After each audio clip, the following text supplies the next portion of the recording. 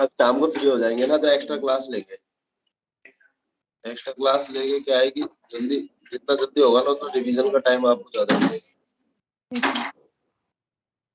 Revision में focus करना है। अभी तो जो चल रहा है उसको साथ साथ पढ़ते चलना, कैसे भी टाइम निकाल के, क्योंकि टीचर सब लेंगे एक्स्ट्रा क्लास। उनकी सोच ये रहती है कि इनको हम 15 मार्च तक फ्री करें। तो वो ये है कि जो 3 महीने में पढ़ाई होती है ना वो 1.5 महीने में होगी। अब वो कैसे होगी? एक्स्ट्रा क्लास में।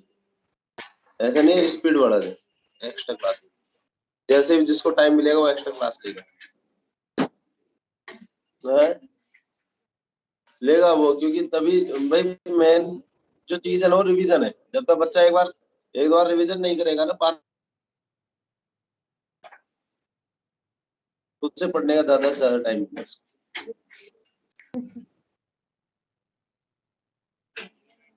तुम्हारा RM 10 में तो जेनेटिक्स चल रही है। RM 8 में क्या चल रही है? पहला चैप्टर। अपन तो सामान्य धीमे ही चल रहा है। RM 10 में अगर जेनेटिक्स चल रही है, RM 14 में जेनेटिक्स शुरू हो गई, इसका मतलब एक दो दिन में नहीं होगी। ये हफ्ता अगले हफ्ते के एंड में हो सकती है, नहीं तो फिर उसके अगले। अपने तो नहीं पढ़ाया जाता है आराम से। हाँ लेकिन ये है कि एक्स्ट्रा क्लास लेके करेंगे, करवाएंगे।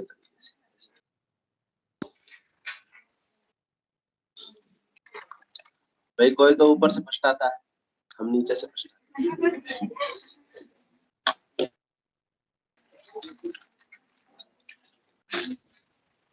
नहीं होता यार, लोग कहते हैं हमने ये करा दिया, कैसे करा दिया, हम पे तो नहीं हो रहा।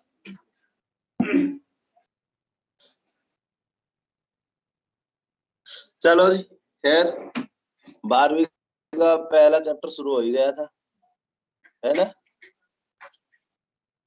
कैसे? एक मिनट,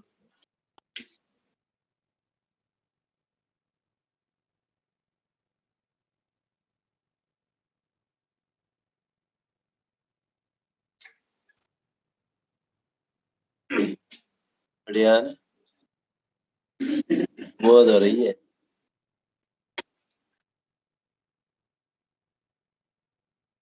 हमने कतई सर्च नहीं करी है ये।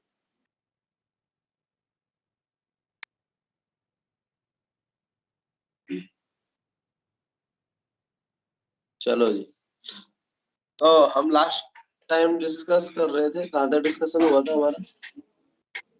लैगिंग चैनल चलेगा नेक्स्ट मॉड्यूल में। अच्छा, वहां तक क्लियर हो ही गया था सबको। क्या नाम है उसका? काई जनन पादप संवर्धन के द्वारा। कायिक जनन अगर पादप उत्तक संवर्धन द्वारा हो रहा है तो उसको क्या कहेंगे हम? अरे सूक्ष्म प्रवर्धन यार, माइक्रोप्रोपेगेशन।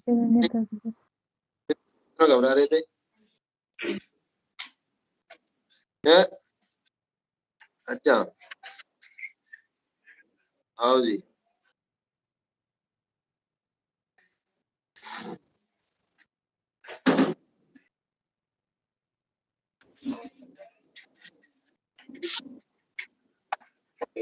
दूसरा, यौगिक निर्माण किसमें होता है? लैंगिक में या अलैंगिक में? दोनों में। दोनों में। लैंगिक कही है अभी? दोनों में होगा ना, लैंगिक में लैंगिक दोनों, ठीक है। हाँ लेकिन युग्मक संलयन केवल किसमें होगा? लैंगिक जनन। बात क्लियर है सबको? ये ध्यान रखना। दूसरा बताइए, जनन की तीव्र विधि कौन सी है? लैंगिक। तो आपका लैंगिक जनन जो है वो, अच्छा लैंगिक जनन किसमें होता है? लैंगिक जनन किसमें होता है? जिनमें है ना, कल जो क्वेश्चन पूछा उसका जवाब दो। लैंगिक जनन किसमें होता है? वेरी गुड, अच्छी बात। भाई ऐसा नहीं कह सकते किसमें होता है, क्योंकि सामान्यतः बच्चे क्या कहते हैं उच्च पादप जंतु, ये गलत हो जाएगा ना। निम्न में भी होता है। लेकिन ये वेरी गुड, आप लोगों ने बिल्कुल चुप हो गए, ये भी एक अच्छी बात है, क्योंकि आप लोग जान रहे थे ये मामला गड़बड़ है, तभी तो आप चुप हुए, आपने रिप्लाई नहीं दिया, तो अच्छी बात है, ये इसका मतलब आपको कॉन्सेप्ट क्लियर है। भाई सीधी सी बात है, दोनों लैंगिक अलैंगिक सब में होता है, लेकिन जनन की जो सामान्य विधि है निम्न जीवों में वह अलैंगिक, और उच्च जीवों में जनन की सामान्य विधि है लेकिन होता सब लैंगिक जनन। लैंगिक है। अब तुम खुद को मत धर लेना वहां पे, सर हमारे अंदर बताओ लैंगिक कैसे हो। इंसान खुद को रख लेता है वहां पे, हर जगह जैसे जीव का नाम आता है पहले खुद को रख के सोचता है, अरे खुद को मत रखो, और भी बहुत सारे जीव है। आ गई बात समझ में? चलो जी,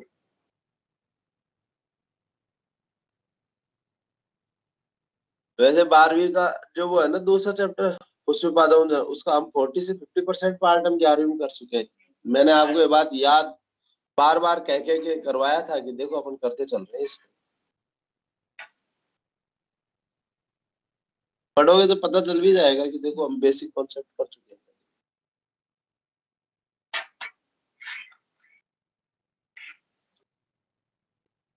तो ये चित्रों का कॉन्सेप्ट क्लियर है भाई सबको? यस और no? Yes sir, yes sir. आलू में आंखें, एक दो स्टूडेंट ने मुझसे पूछी सर आलू में आंखें, क्योंकि वो लोग ये सोचते हैं आंखों का मतलब देखना ही होता है। ऐसे तो कोई है ना, जो कोई आदमी काम कर रहा है उसको कोई चीज नहीं दिखा रही होती, नहीं दिखाई दे रही सामने रखी, तो अपने तो है ना जो गाँव में गए फूटी लालटेन बोल देते हैं ना, अरे फूटी लालटेन देख ये रखी, तो क्या वो फूटी लालटेन है क्या वो? अब ये तो बोलने का वो है, आंखें कहती तो आंखों का मतलब क्या देखना ही होता है क्या? अरे ठीक है, तो स्थान को आंखें बोल दिया, हाँ ठीक है, सामान तो देखने की जो अंग है वो आंखें है, लेकिन ये थोड़ी आलू कैसे देख रहा है सर, तो बड़ा अजीब हो जाता है फिर मेरे सामने वो, है ना?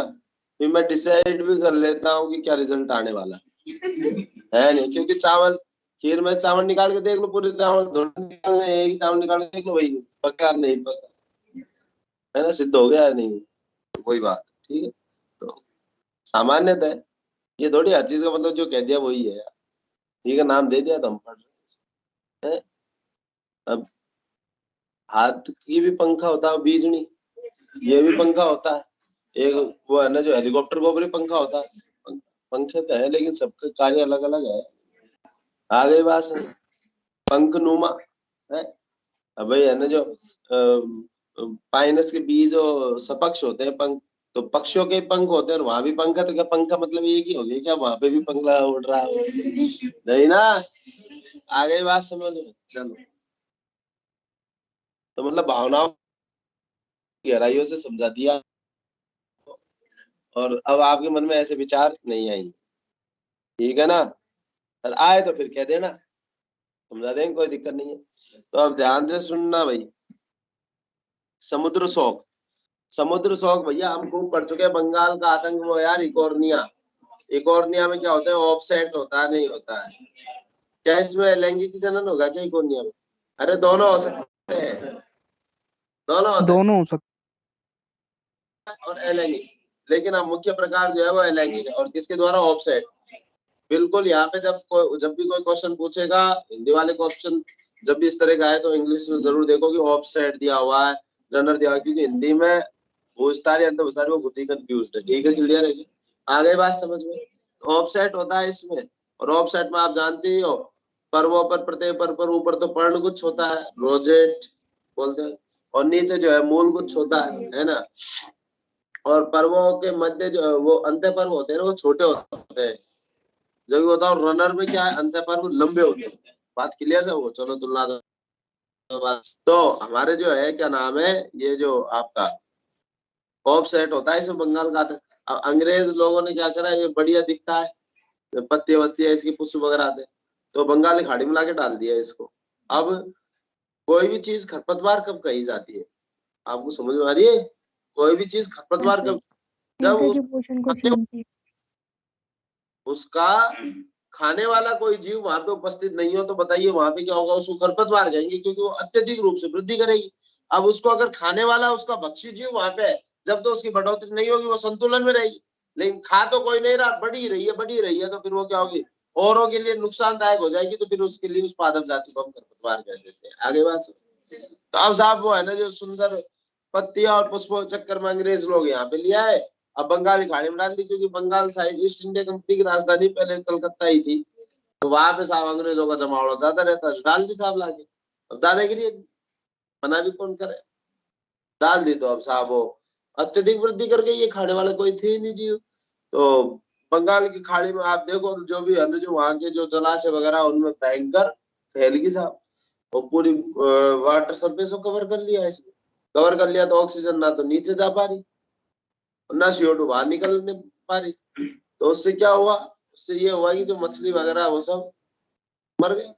अब बंगाल का मुख्य भोजन या तो चावल या मछली, नहीं चावल है या मछली, मछली के व्यापार पे उनकी आजीविका निर्भर करती है। तो स्थिति वही है, एक तो भूखे मरने की नौबत आ गई, और आजीविका नहीं है, तो आजीविका नहीं है तो बताइए कमाई नहीं होगी तो अंकाल या अकाल, और फिर क्या है।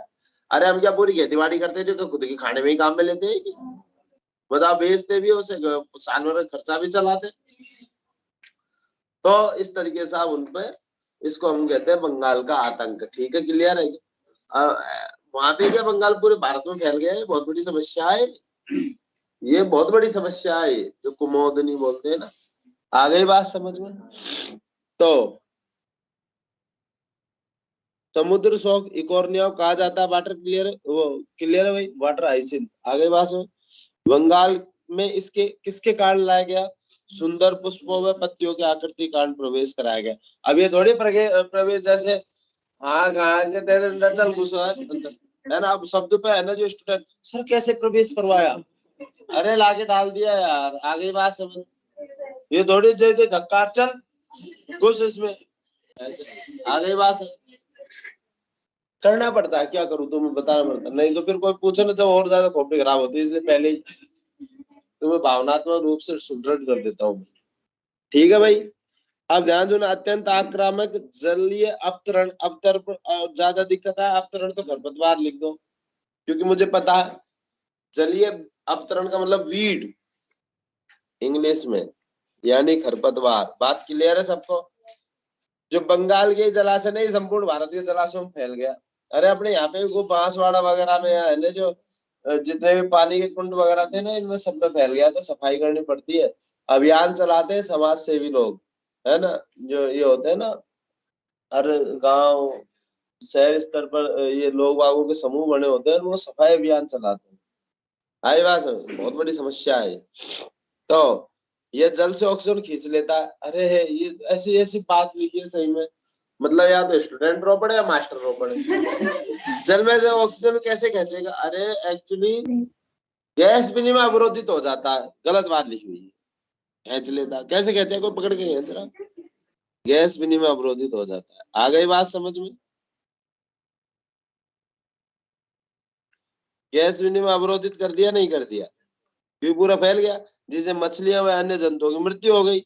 अब बंगाल के प्रमुख लोगों का प्रमुख भोजन क्या है, मछलियां ही है। आगे आती है। तब देखो सीधी सी बात, ध्यान रखो, बंगाल का बात क्लियर सबको। मैंने तो मुद्दे की बात बता दी, हिंदी पढ़ोगे ना तो ऐसी बिंदी लगाने का काम कर रखा है, इसमें किसी को याद नहीं है। याद हो रही कलकत्ता की, कर दी कहा मद्रास की, है नहीं। तो सीधी सी बात, बंगाल का आतंक किसको कहा जाता है, इकोर्निया। समुद्र शौक किसको कहा जाता है, इकोर्निया। किसके कारण, ब्रिटिशर्स के कारण। क्यों लाए, क्योंकि सुंदर पुष्प और पत्तियों का। इसमें जो कायिक जनन होता है किसके द्वारा होता है, रनर के द्वारा। आ गई बात समझ में, कोई समस्या मुझसे गलत निकल गया, यानी जलीय रनर बोलना चाह रहा था मैं, एक्वेटिक रनर यानी ऑफसेट। क्लियर है सबको। पत्र प्रकलियां यानी बल्बिल्स, तो बल्बिल्स जो कायिक जनन के लिए विशिष्ट होती है, यानी कायिक जनन के लिए रूपांतर। तो आपको पता ही है भाई, अगेयों में देखो, मुझे नहीं पता था, नीचे लिखा हुआ इसलिए मैंने ऊपर लिखवा दिया था। अगेयों में पत्र कलिकाएं बताइए, रूपांतरित पुष्प कलिकाएं है या नहीं। आ गई बात, यानी वो वास्तव में पुष्प कलिका थी, लेकिन प्रतिकूल अवस्था में क्या हो गई, पत्र प्रकलिका, यानी क्या नाम है अपने बलबील से। एक तरीके से बताइए, रूपांतरित जन्य संरचना है या नहीं। जबकि पुष्प क्या, रूपांतरित कायिक संरचना या जननीय संरचना गई, कायिक संरचना या फिर केवल जन्य संरचना पुष्प को। जबकि बताइए ये अगेयों में जो ये है बल्बिल, ये क्या है, क्या है, रूपांतरित जननीय संरचना, या फिर आप केवल क्या कहोगे, कायिक कायिक संरचना। जनन के लिए है ये तो। आगे बात, अरे कुछ पल्ले पड़ी नहीं पड़ी, ऊपर से उठ गई। आगे बात है भाई, ये क्या है, पत्र प्रकलिका कायिक संरचना है या नहीं, पहला पॉइंट। अच्छा, किसके रूपांतर से बनी पुष्पीय कलिका, किसमें, क्या हर किसी पादप में, केवल अवयव में, केवल अवयव में। तो बताओ इसको हम क्या केवल कहेंगे, अवयव। रूपांतरित जननीय संरचना। भाई कहाँ तो पुष्प बनता है, लेकिन अब पुष्प नहीं बन रहा, क्या बन रहा है बताइए, कायिक संरचना बन रही है। आगे बात है, तो या तो कायिक संरचना बोलो या फिर रूपांतरित जननीय। बात क्लियर सब, बिल्कुल फिट होगी नहीं होगी खोपड़ी में, कोई दिक्कत तो नहीं है, ठीक है, घबराए मत रहो यार, आराम से। तो कायिक जननी कृत्रिम विधियां, तो देखो भाई कायिक जननी कृत्रिम विधियां यही है, सबसे जो बढ़िया मौसम है कृत्रिम जनन का वो कौन सा है, अरे नारायण को बरसात है या नहीं है। बरसात। एक पादप पेड़ पौधे कब लगाते हो बताना मुझे, बरसात के सीजन लगाते हो क्या लगाते हो, बरसात में।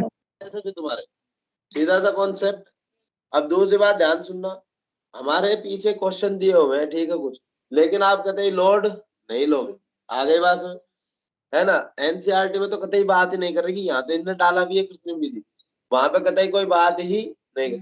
इन कटिंग, लेयरिंग और ग्राफ्टिंग 3 विधियां हैं। आ गई बात समझ में, ज्यादा आपको लोड नहीं लेना है, नहीं तो पहले हम पूरा डिटेल में डिस्कस करते। अब तो इन्हें हटा दिया, केवल नाम मात्र, ठीक है। आ गई बात समझ में, तो बताऊं कृत्रिम विधियां कौन कौन सी, कटिंग, मैं हिंदी नहीं जानता, कर्तन, कटिंग, लेयरिंग और ग्राफ्ट, और एक माइक्रो प्रोपगेशन भी तो है, पादप उत संवर्धन द्वारा। अच्छा, उच्च पादपों में कायिक अलैंगिक जनन को हम क्या बोलते हैं, कायिक जनन बोलते हैं नहीं बोलते हैं। कायिक जनन। Yes sir. आगे बात है, मैं आपको ग्राफ्टिंग का एक कॉन्सेप्ट बताना चाह रहा हूँ, है ना, ठीक है, क्लियर है क्या, तो इसलिए थोड़ा ध्यान से सुनना। ग्राफ्टिंग में पता है क्या होता है, जैसे कोई पादप है, ग्राफ्ट का मतलब यही है, यानी कोई ऊतक या अंग का स्थानांतरण, ठीक है। तो जैसे गणेश जी के ऊपर बताइए हाथी की सूंड लगाई थी नहीं लगाई थी, वो ग्राफ्टिंग ही थी। आ गई बात, सब क्लियर है वैसे सबको, वो एक तरीके से ग्राफ्टिंग थी। तो अब ध्यान से सुनिएगा, जो कोई पादप है सपोज करो, ठीक, एक पादप का तो जड़ तंत्र ले लिया और एक पादप क्या ले लिया, प्ररोध, और दोनों जोड़ दिया, ठीक है, क्लियर, एक दूसरे ऊपर। एक ही पादप पर एक से अधिक किस्में भी उगा सकते हैं हम। आ गई बात समझ में, जैसे एक है यहाँ पे लखनऊ में आम का वो है कारोबारी, तो उसने अपने आम के बगीचे में एक जो वो था जड़ तंत्र, उस पे 60 से ज्यादा अधिक आमों के पादप उगा दिए, मतलब ग्राफ्टिंग के थ्रू लगा लगा के, और 60 से अधिक आम की वेराइटी एक ही पादप पे आती है। आई बात समझ में, क्लियर है सबको, यस और नो। तो अब ध्यान से सुनना भाई, यस सर।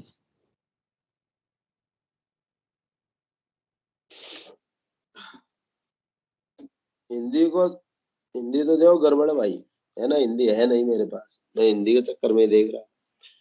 तो ध्यान से सुनिएगा, जैसे सपोज करो कोई ये तो है जड़ तंत्र, आई बात समझ में,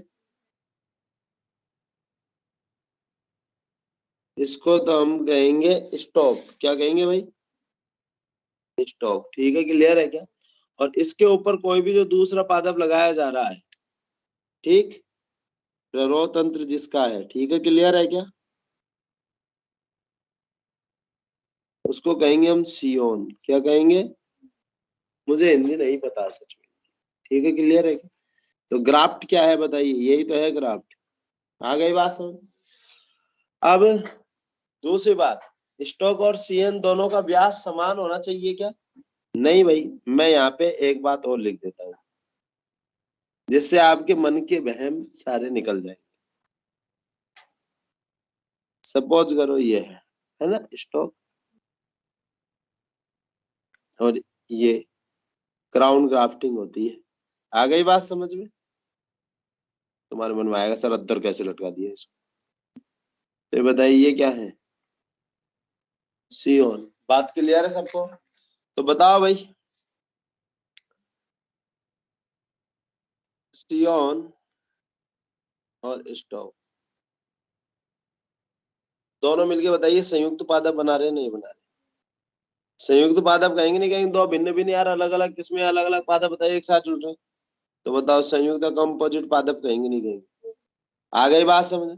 दूसरा बताओ इन दोनों का व्यास समान भी हो सकता है और असमान। बात क्लियर है सबको? व्यास समान है। अच्छा बताओ एक बीजपत्रियों में कर सकते हैं क्या ये केवल उन्हीं में कर सकते हैं जिनमें ऐधा उपस्थित होती है। ठीक है क्लियर है? यानी द्विबीजपत्रियों में एक बीजपत्री संभव नहीं। बात क्लियर है सब? तुम भैरूजी बन के देखोगे या लिखोगे भी?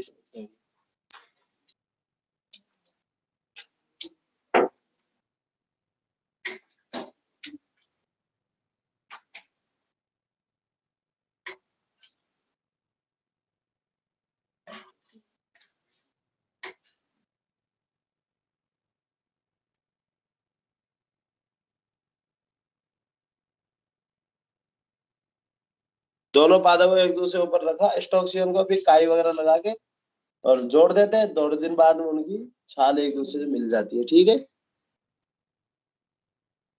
अर्थात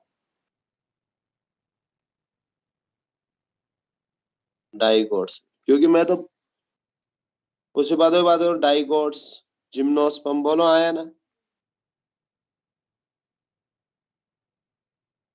एक बीजपत्रियों में असंभव।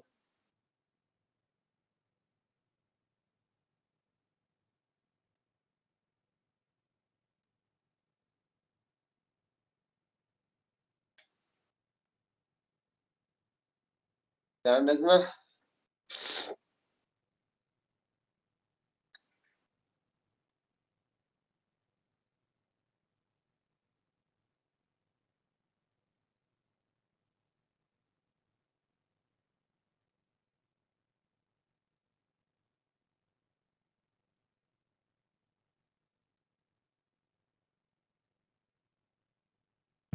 सर ये ऊपर के चित्र बना ले। और का जब ही तो पार पड़ेगी। हो गया भाई सर। आप तो रहेगा ना आपको जिससे कि स्टॉक क्या श्योर।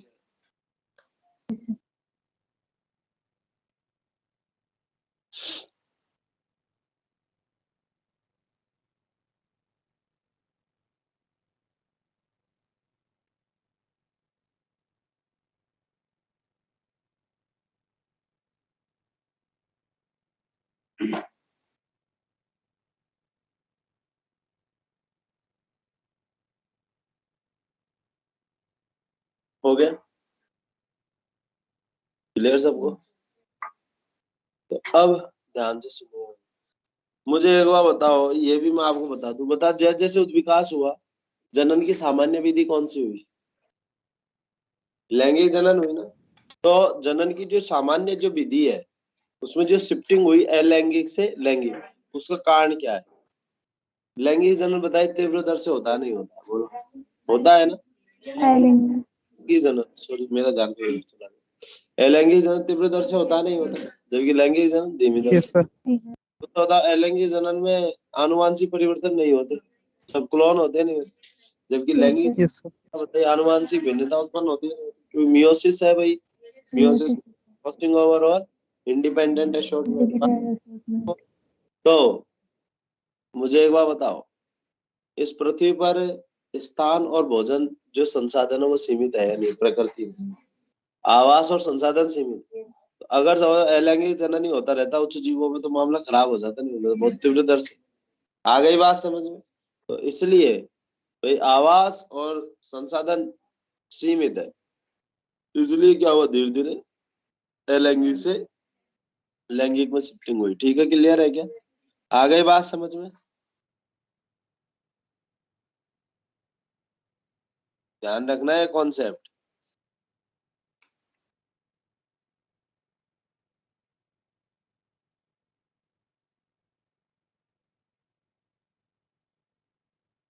जनन की सामान्य विधि में शिफ्टिंग। ठीक है क्लियर है क्या?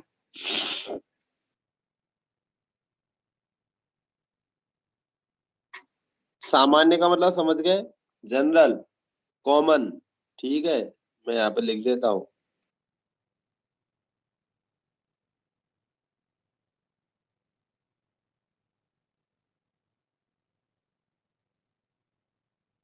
उद्विकास के क्रम में है ना, इसके ऊपर ही और लिख लेते हैं, उद्विकास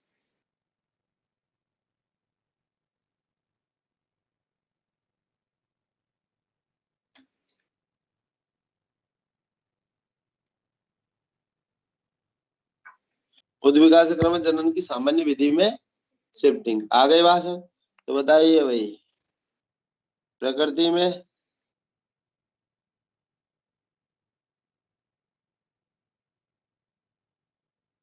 आवास, मैंने सही लिखा आवास, से सलेट वाला आएगा, यस सर। आवास पोषण, अरे संसाधन यार,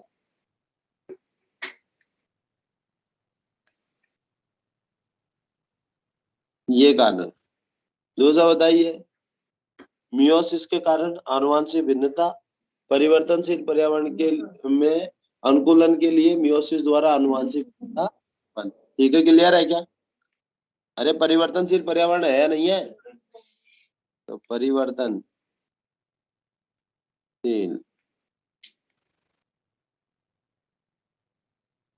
पर्यावरण के प्रति अनुकूलनता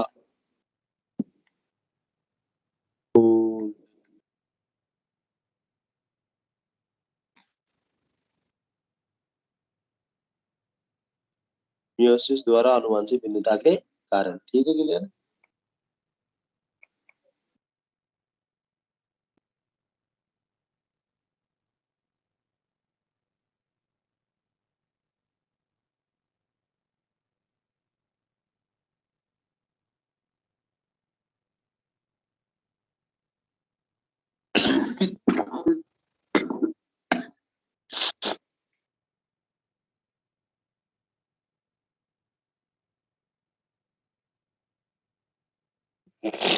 और दूसरा बताइए भाई, जनन की धीमी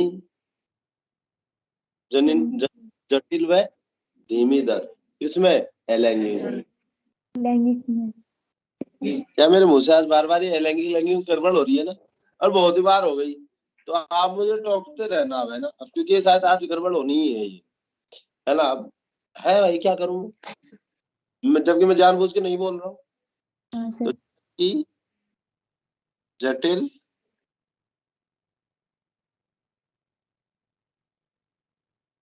अरे लैंगिक जनन जटिल की धीमी दर है ना, तो और जटिल विधि है नहीं है? जटिल विधि व धीमी दर आगे। लैंगिक जनन जो है, जनन की क्या है, जटिल विधि और धीमी दर से होता नहीं होता। तो ये सारे कारण थे, तो ये मैंने कुछ कारण आपको बता दी आज। मतलब कभी कभी कोई सेटिंग गड़बड़ हो जाती है ना, जैसे दो दूनी 4 होता है, 2 दूनी 6। कभी कभी बैठे होते हैं ना, गणित के एग्जाम में हुआ है 1-2 बार, मतलब 2 दूनी 4 होता है, खूब जानते, लेकिन 2 दूनी 6 वहां जल्दबाजी में कोई लिखने में आता था तो गड़बड़ हो ही जाता था, कभी कभार हो जाता है। तो आज सेटिंग में गड़बड़ है, लैंगिक। ठीक है जी, तो लैंगिक जनन मैं वैसे गौर करूंगा बोलते हुए, लेकिन हो सकता है नहीं। तो लैंगिक जनन बताइए, सामान्यतः क्या होता है, द्विजन के होता है, लेकिन एकल जन के भी हो सकता है, नहीं हो सकता, युग्मक संलयन होता नहीं होगा, धीमी दर से होता है, जटिल विधि है भाई, आ गई बात, आनुवंशिक भिन्नता उत्पन्न होती है, क्योंकि आप राज की बात जानते हो कि आनुवंशिक भिन्नता की उत्पन्न होगी, क्योंकि मियोसिस होती है। एक तो क्रॉसिंग ओवर और एक इंडिपेंडेंट एशोर्ट। आप पूछना चाहता हूँ, ईमानदारी से जवाब देना, क्रॉसिंग ओवर कौन सी प्रावस्था में होता है? पेकाइटिन में। पैकाइटिन और पैकेटिन में इंडिपेंडेंट एशोर्टमेंट एनाफेज फर्स्ट में होगा ना, हाँ है ना? सेकंड में तो होगा, ये तो सब सेकंड में तो है ना, सिर्फ- बिंदु विभाजन होता है सिर्फ सर। फर्स्ट में होगा सर। इसमें होता है। ठीक है, फर्स्ट अच्छा सेंटोमेर डिवीजन फर्स्ट में, सेंटोमेर में सेकंड में होता है। होता है, तो पे दोनों में ही होगा ना, तो होगा सेंटोमेर डिवीजन में होगा, फेस सेकंड। बात क्लियर है सबको? कोई दिक्कत नहीं ना? आगे बात समझ में? चलो देखो भाई, एकल जन के भी हो सकता है और द्विजन के, लेकिन मुख्यतः क्या होता है, द्विजन के। तो दोनों युग्मक जो है एक ही जीव से उत्पन्न होते हैं, अलग अलग जीव से होते हैं, एक से भी हो सकते हैं और अलग अलग से। ठीक है भाई, अनुमान से भिन्नता होगी नहीं होगी? दूसरा मुझे एक बार बताया, और युग्मों से अच्छा केवल अर्धसूत्री विभाजन नहीं होगा, समसूत्री नहीं होगा? होगा होगा सर। से परिवर्तन के समय हो सकता है, वृद्धि होती है शरीर की।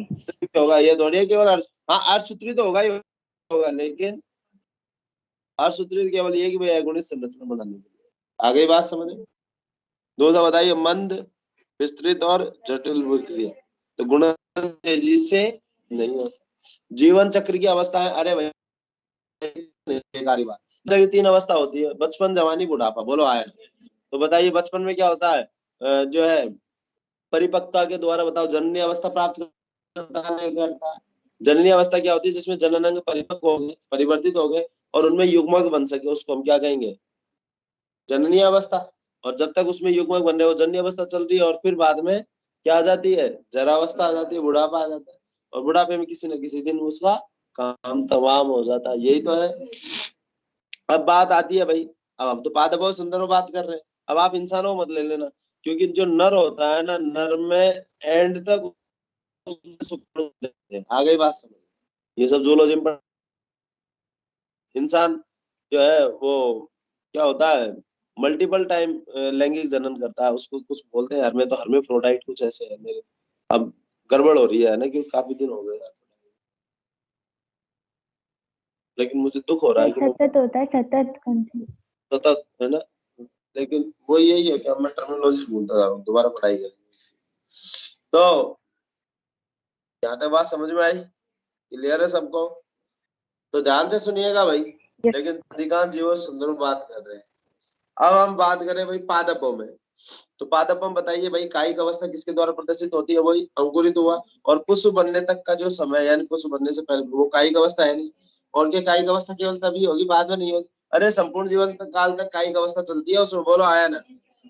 नई नई पत्तियां वगैरह बनती रहेंगी, नहीं बनती रहेगी? तो पादपों में क्या होती है, सीमित वृद्धि होती नहीं होती है? आगे बात।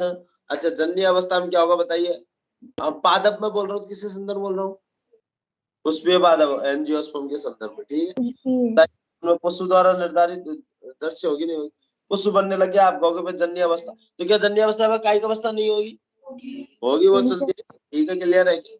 और फिर बाद में जरावस्था आती है। जरावस्था में क्या होता है, वही पत्ते होते झड़ गए, फिर पादप एक दिन मृत्यु को प्राप्त हो जाता है। अब ध्यान से सुनना, दो कंडीशन होती है पुष्प के आधार पर भाई, जो जीवन में केवल एक बार पुष्प फल बनाए और जो जीवन में एक से अधिक बार। तो जो जीवन में एक बार पुष्प बनाते हैं उनको मोनोकार्पिक, आ गई बात समझ? और जिनमें एक से संक्रप्त फली और जिनमें एक से ज्यादा बार बनता है उसको पॉलीकार्पिक। बात क्लियर सबको? तो जितने भी एक वर्षीय और द्विवर्षीय वो तो क्या है, मोनोकार्पिक। आ गई बात समझ? और बहुवर्षीय जो है वो क्या है, पॉलीकार्पिक। लेकिन अब बात है, ये सारे बहुवर्षीय, जैसे स्ट्रोबाइलेंथस कुंतियाना नीला कुरंजी 12 वर्ष में एक बार देता है। बांस जो है 50 से 100 वर्ष में एक बार। आ गई बात समझ में? तो मैं आपसे एक क्वेश्चन पूछना चाहता हूँ, उस बात का जवाब दो पहले ही। आम, सुन लेना, लो मैं आपके सामने आम, ठीक, गेहूं, गुलाब, बांस। बताओ भाई सबसे ज्यादा लंबी कायिक अवस्था किसकी? बांस की बात। अच्छा, और बांस की। नीला कुरंजी, अब बताओ किसकी होगी? नीला 11 वर्ष तक जो है बच्चा ये कायिक अवस्था ही चल रही है इसकी। उसको 12 अवस्था, 12 वर्ष। आम तो दूसरे साल से देने लग जाएगा। आ गई बात समझ? ये है, उम्र का हिसाब नहीं लगाना। अच्छा, किसको जीवन काल बढ़ा, जीवन काल से कनेक्ट करते हो भाई? आई बात समझ में? क्लियर है सबको? जीवन काल से कनेक्ट करना ही नहीं है अपने को। अपने को देखना भाई, अच्छा सबसे लंबी कायिक अवस्था तो भाई देखो नीला कुरंजी, और अगर नीला कुरंजी बांस दोनों ऑप्शन में तो फिर बांस। बात क्लियर है सबको? यस और नो? अब एक ही अगर काय पे है तो बताइए उसको हम क्या कहेंगे? एक ही काय पर उपस्थित दोनों लैंगिक अंग नर मादा उभयलिंगाश्रय, और अगर एक में तो एक लिंगा से। अब जो है बताओ पुष्प जो है किसी पादप पर द्विलिंगी पुष्प भी होते हैं, किसी पे एक लिंगी, और किसी किसी को बताइए क्या होता है, अलग अलग लिंग के दोनों पुष्प एक ही पादप पर उपस्थित होते हैं। बताई थी नहीं बताई थी सब बातें, दिखवाई थी ना। अब दूसरी बात आती है कि जो अपने कारा को मैंने खूब ठोक के बचाया था, महात्मा गांधी ग्लोब्यूल और न्यूक्लियोल, बताई थी नहीं बताई थी। एमजी ध्यान रखना, नर कौन सा है, अच्छा mail globule, Mahatma Gandhi, clear है सबको। और भैया इसमें है ना जो पे उपस्थित होते हैं, पहले जो पढ़ी हुई बात है वो याद करवा रहा हूँ। फिर मुझे एक बार बताओ भाई, ऊपर की तरफ कौन सा, मादा ऊपर नर नीचे, और शाखाओं के बताइए, 5 शाखाओं के ऊपरी सतह पर उपस्थित होते हैं नहीं होते, तो बताइए कौन सी, एडेक्सियल एबैक्सियल, एडेक्सियल बी से बेस, एडेक्सियल। अब मुझे एबैक्स और अपाक्स में कतई गड़बड़ है मेरा मामला आगे, इसलिए मैं आपसे कहता हूँ कि आप एडेक्सियल एबैक्सियल, वैसे अपेक्स बोलते हैं मुझे पता है, लेकिन मैं जानबूझ के आपसे कर रहा हूँ एडेक्सियल एबैक्सियल, जरूर ध्यान। ठीक, अगर ऐसी क्वेश्चन आए तो इंग्लिश में देख लो, क्या दिक्कत है, बगल में इंग्लिश है। बात क्लियर हुई सबको। फिर बाद में साहब है ना जो पहले कौन होता है, जो है वो नरजनंग परिपक्व होता है ग्लोब्यूल, बहुकोष के होते हैं, जैकेटेड होते हैं, केवल बात यही तो है सवालों में, नहीं तो 4 सवालों में एक कोष की होते हैं और हाँ सर, है ना, पता है ये सब बातें पढ़ी है ना, बताओ तुम तो हाँ ना करना। यस सर, नर जनन पहले होता है, पुंपूर्वी अवस्था होती है, नर युग्मक मुक्त करता है, नर युग्मक तैरते हुए, और कहाँ पे पहुंच जाती है, सवाल तो सामान्य चल, मादा जनन, मादा जनन ग्लोब्यूल है न्यूक्लियोल, न्यूक्लियोल। आ गई बात समझ में। और फिर बाद में बताइए भाई क्या होगा, ये तो हो गई। और अपने मार्केंसिया में क्या है भाई, मार्केंसिया मैंने बताई थी ना, सुंदर सी छोटी छोटी युक्त, बताया था, बताइए। तो एक पादप एक काय पर केवल एक ही जन्म, एक लिंगा शरीर, कोई दिक्कत किसी को, ये कहानी हमने नहीं पढ़ी क्या, ये सारी कहानी हमारी सब पढ़ा है। तो देखो अब सभी जीव के जीवन चक्र में बताइए लैंगिक जनन से पूर्व वृद्धि परिपक्वता की निश्चित अवस्था को प्राप्त करते हैं। तो कोई भी जीव बताइए अपने जीवन में बताओ पहले परिपक्व होगा, तभी तो जाके जननांग विकसित होंगे ना। आ गई बात समझ, ऐसे थोड़ी एक बचपन से होते ही उसमें जनन होना स्टार्ट हो गया, नहीं, पहले कोई भी, अब वो हो सकता हो वो प्रावस्था का समय अलग अलग हो, जैसे कुत्ता बिल्ली वगैरह में अलग हो, इंसानों में अलग हो, हाथी में अलग हो, ठीक है क्लियर है, आ गई बात, सब में अलग अलग हो सकता है, पादपों में भी अलग अलग, पादपों में 1 वर्षीय 2 वर्षीय बहुवर्षीय सब में अलग अलग होगा, लेकिन जनन से पहले एक बार तो परिपक्वता प्राप्त करेगा नहीं करेगा, बोला है। मैं एक बात पहले ही पूछना चाहता हूँ, कोई बहुशफलनी पादप पॉलीकार्पिक, यानी हर साल वो पुष्प और फल देता है, पुष्प और फल तो एक ही सीजन में आते नहीं आते, तो पुष्प और फल एक ही सीजन में आते हैं, उसके अलावा जो वर्ष का बाकी समय वो कायिक प्रावस्था कहोगे, जननी अवस्था कहोगे, कायिक।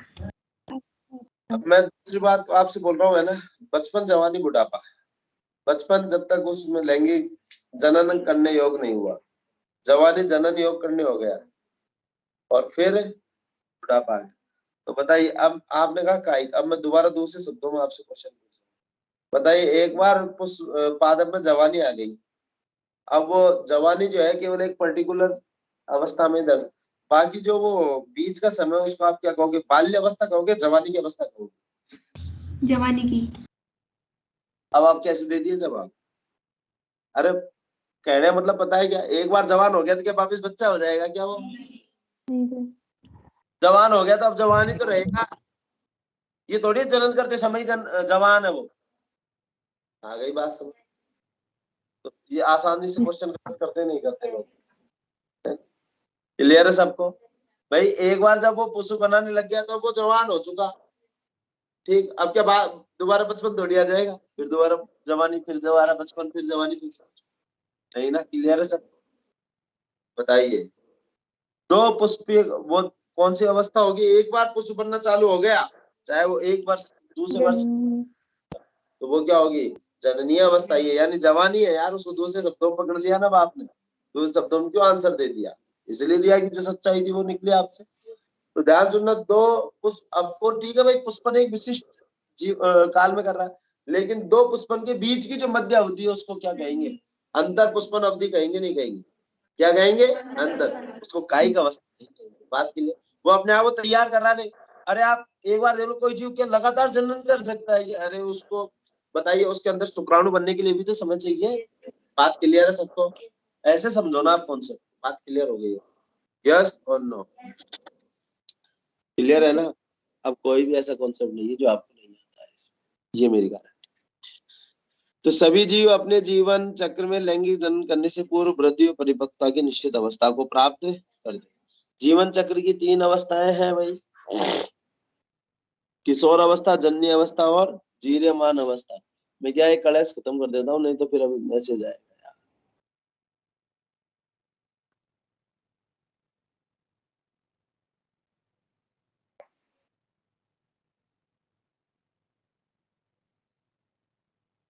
आज कितनी तारीख है? 7 ना?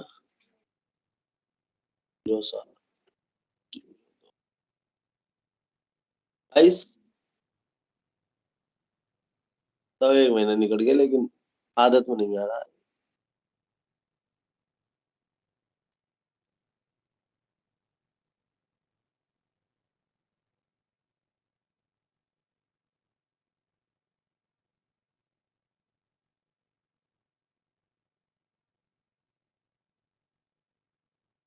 ठीक है जी।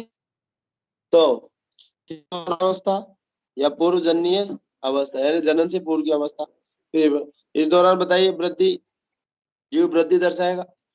ये लैंगिक जनन करने के लिए निश्चित परिपक्वता प्राप्त कर सकता है, नहीं कर सकता? बोलो आया ना? लैंगिक जनन करने के लिए निश्चित परिपक्वता प्राप्त कर सकता। पादपों में अवस्था क्या कहलाती है? कायिक अवस्था। जननीय अवस्था बताइए, पुष्प जो है जन्य संरचना है या नहीं? जननांग यही है, बात क्लियर सब हुआ। अब पुष्प फलन के प्रतिरूप के आधार पर बताइए भाई, 2 प्रकार के होते हैं। बोलो आया ना? संतृप्त कलनी और बहुष्फलनी, यानी मोनोकार्पिक और पॉलीकार्पिक। संकृत वाली मोनोकार्पिक पादप जो अपने जीवन काल में केवल एक बार पुष्प और फल बनाते हैं और मर जाते हैं। सभी एक वर्षीय और द्विवर्षीय, मतलब हाँ, मतलब वही एनुअल और बाइनियल। ठीक है, क्लियर?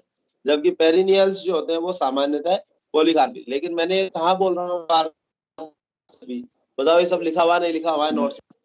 मॉर्फोलॉजी लिखवाई थी उसमें सब बात। वे पादप जो जीवन में केवल एक बार पुष्पन करते हैं, पुष्पन के पश्चात फल बनता है और फिर मर जाते हैं। बात क्लियर है? सभी एक वर्षीय व द्विवर्षीय पादप, द्विवर्षीय फिर दोबारा गाजर मूली अन्य लिखा हुआ है।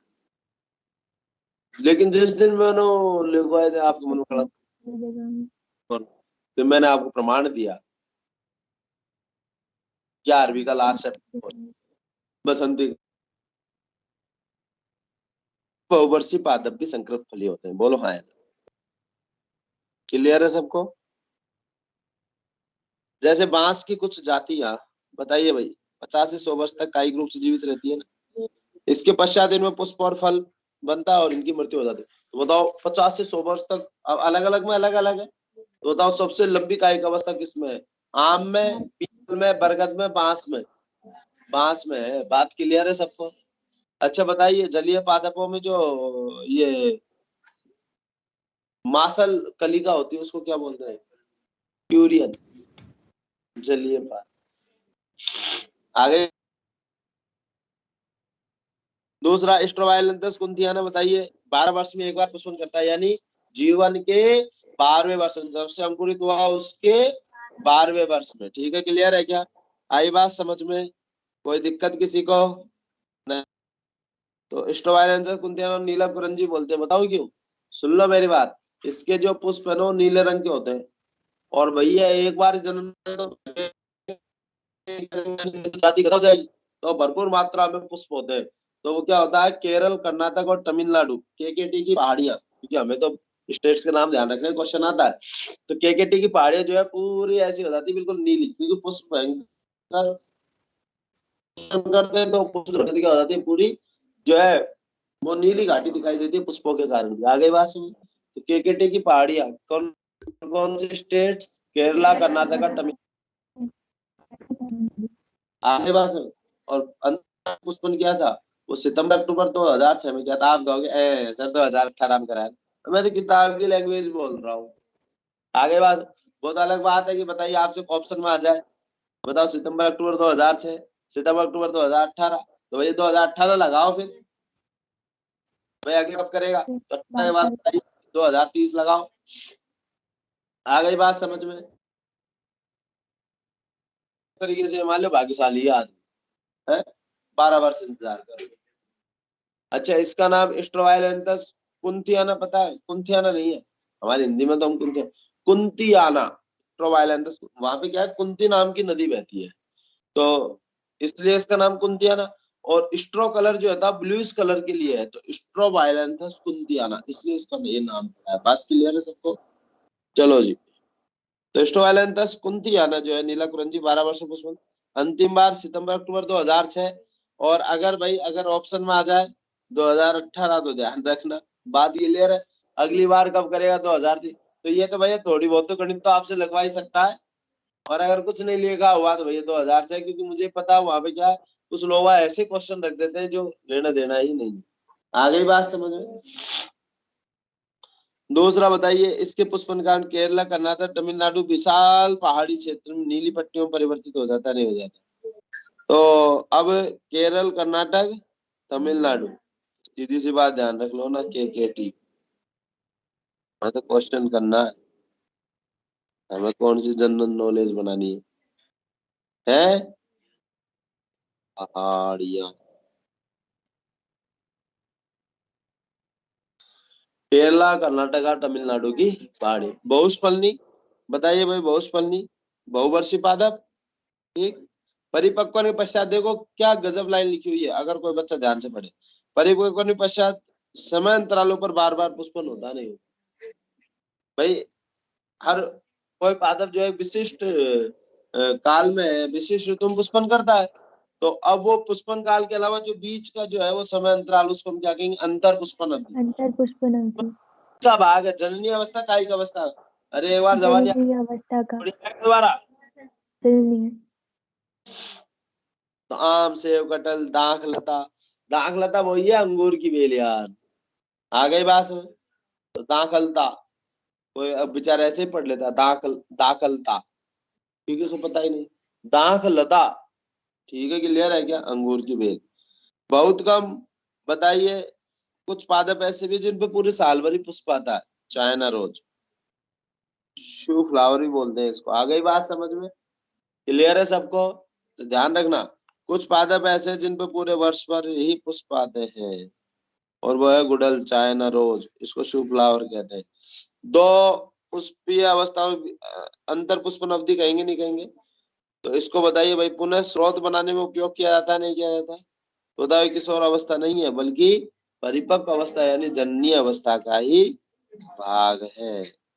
बात क्लियर है सबको?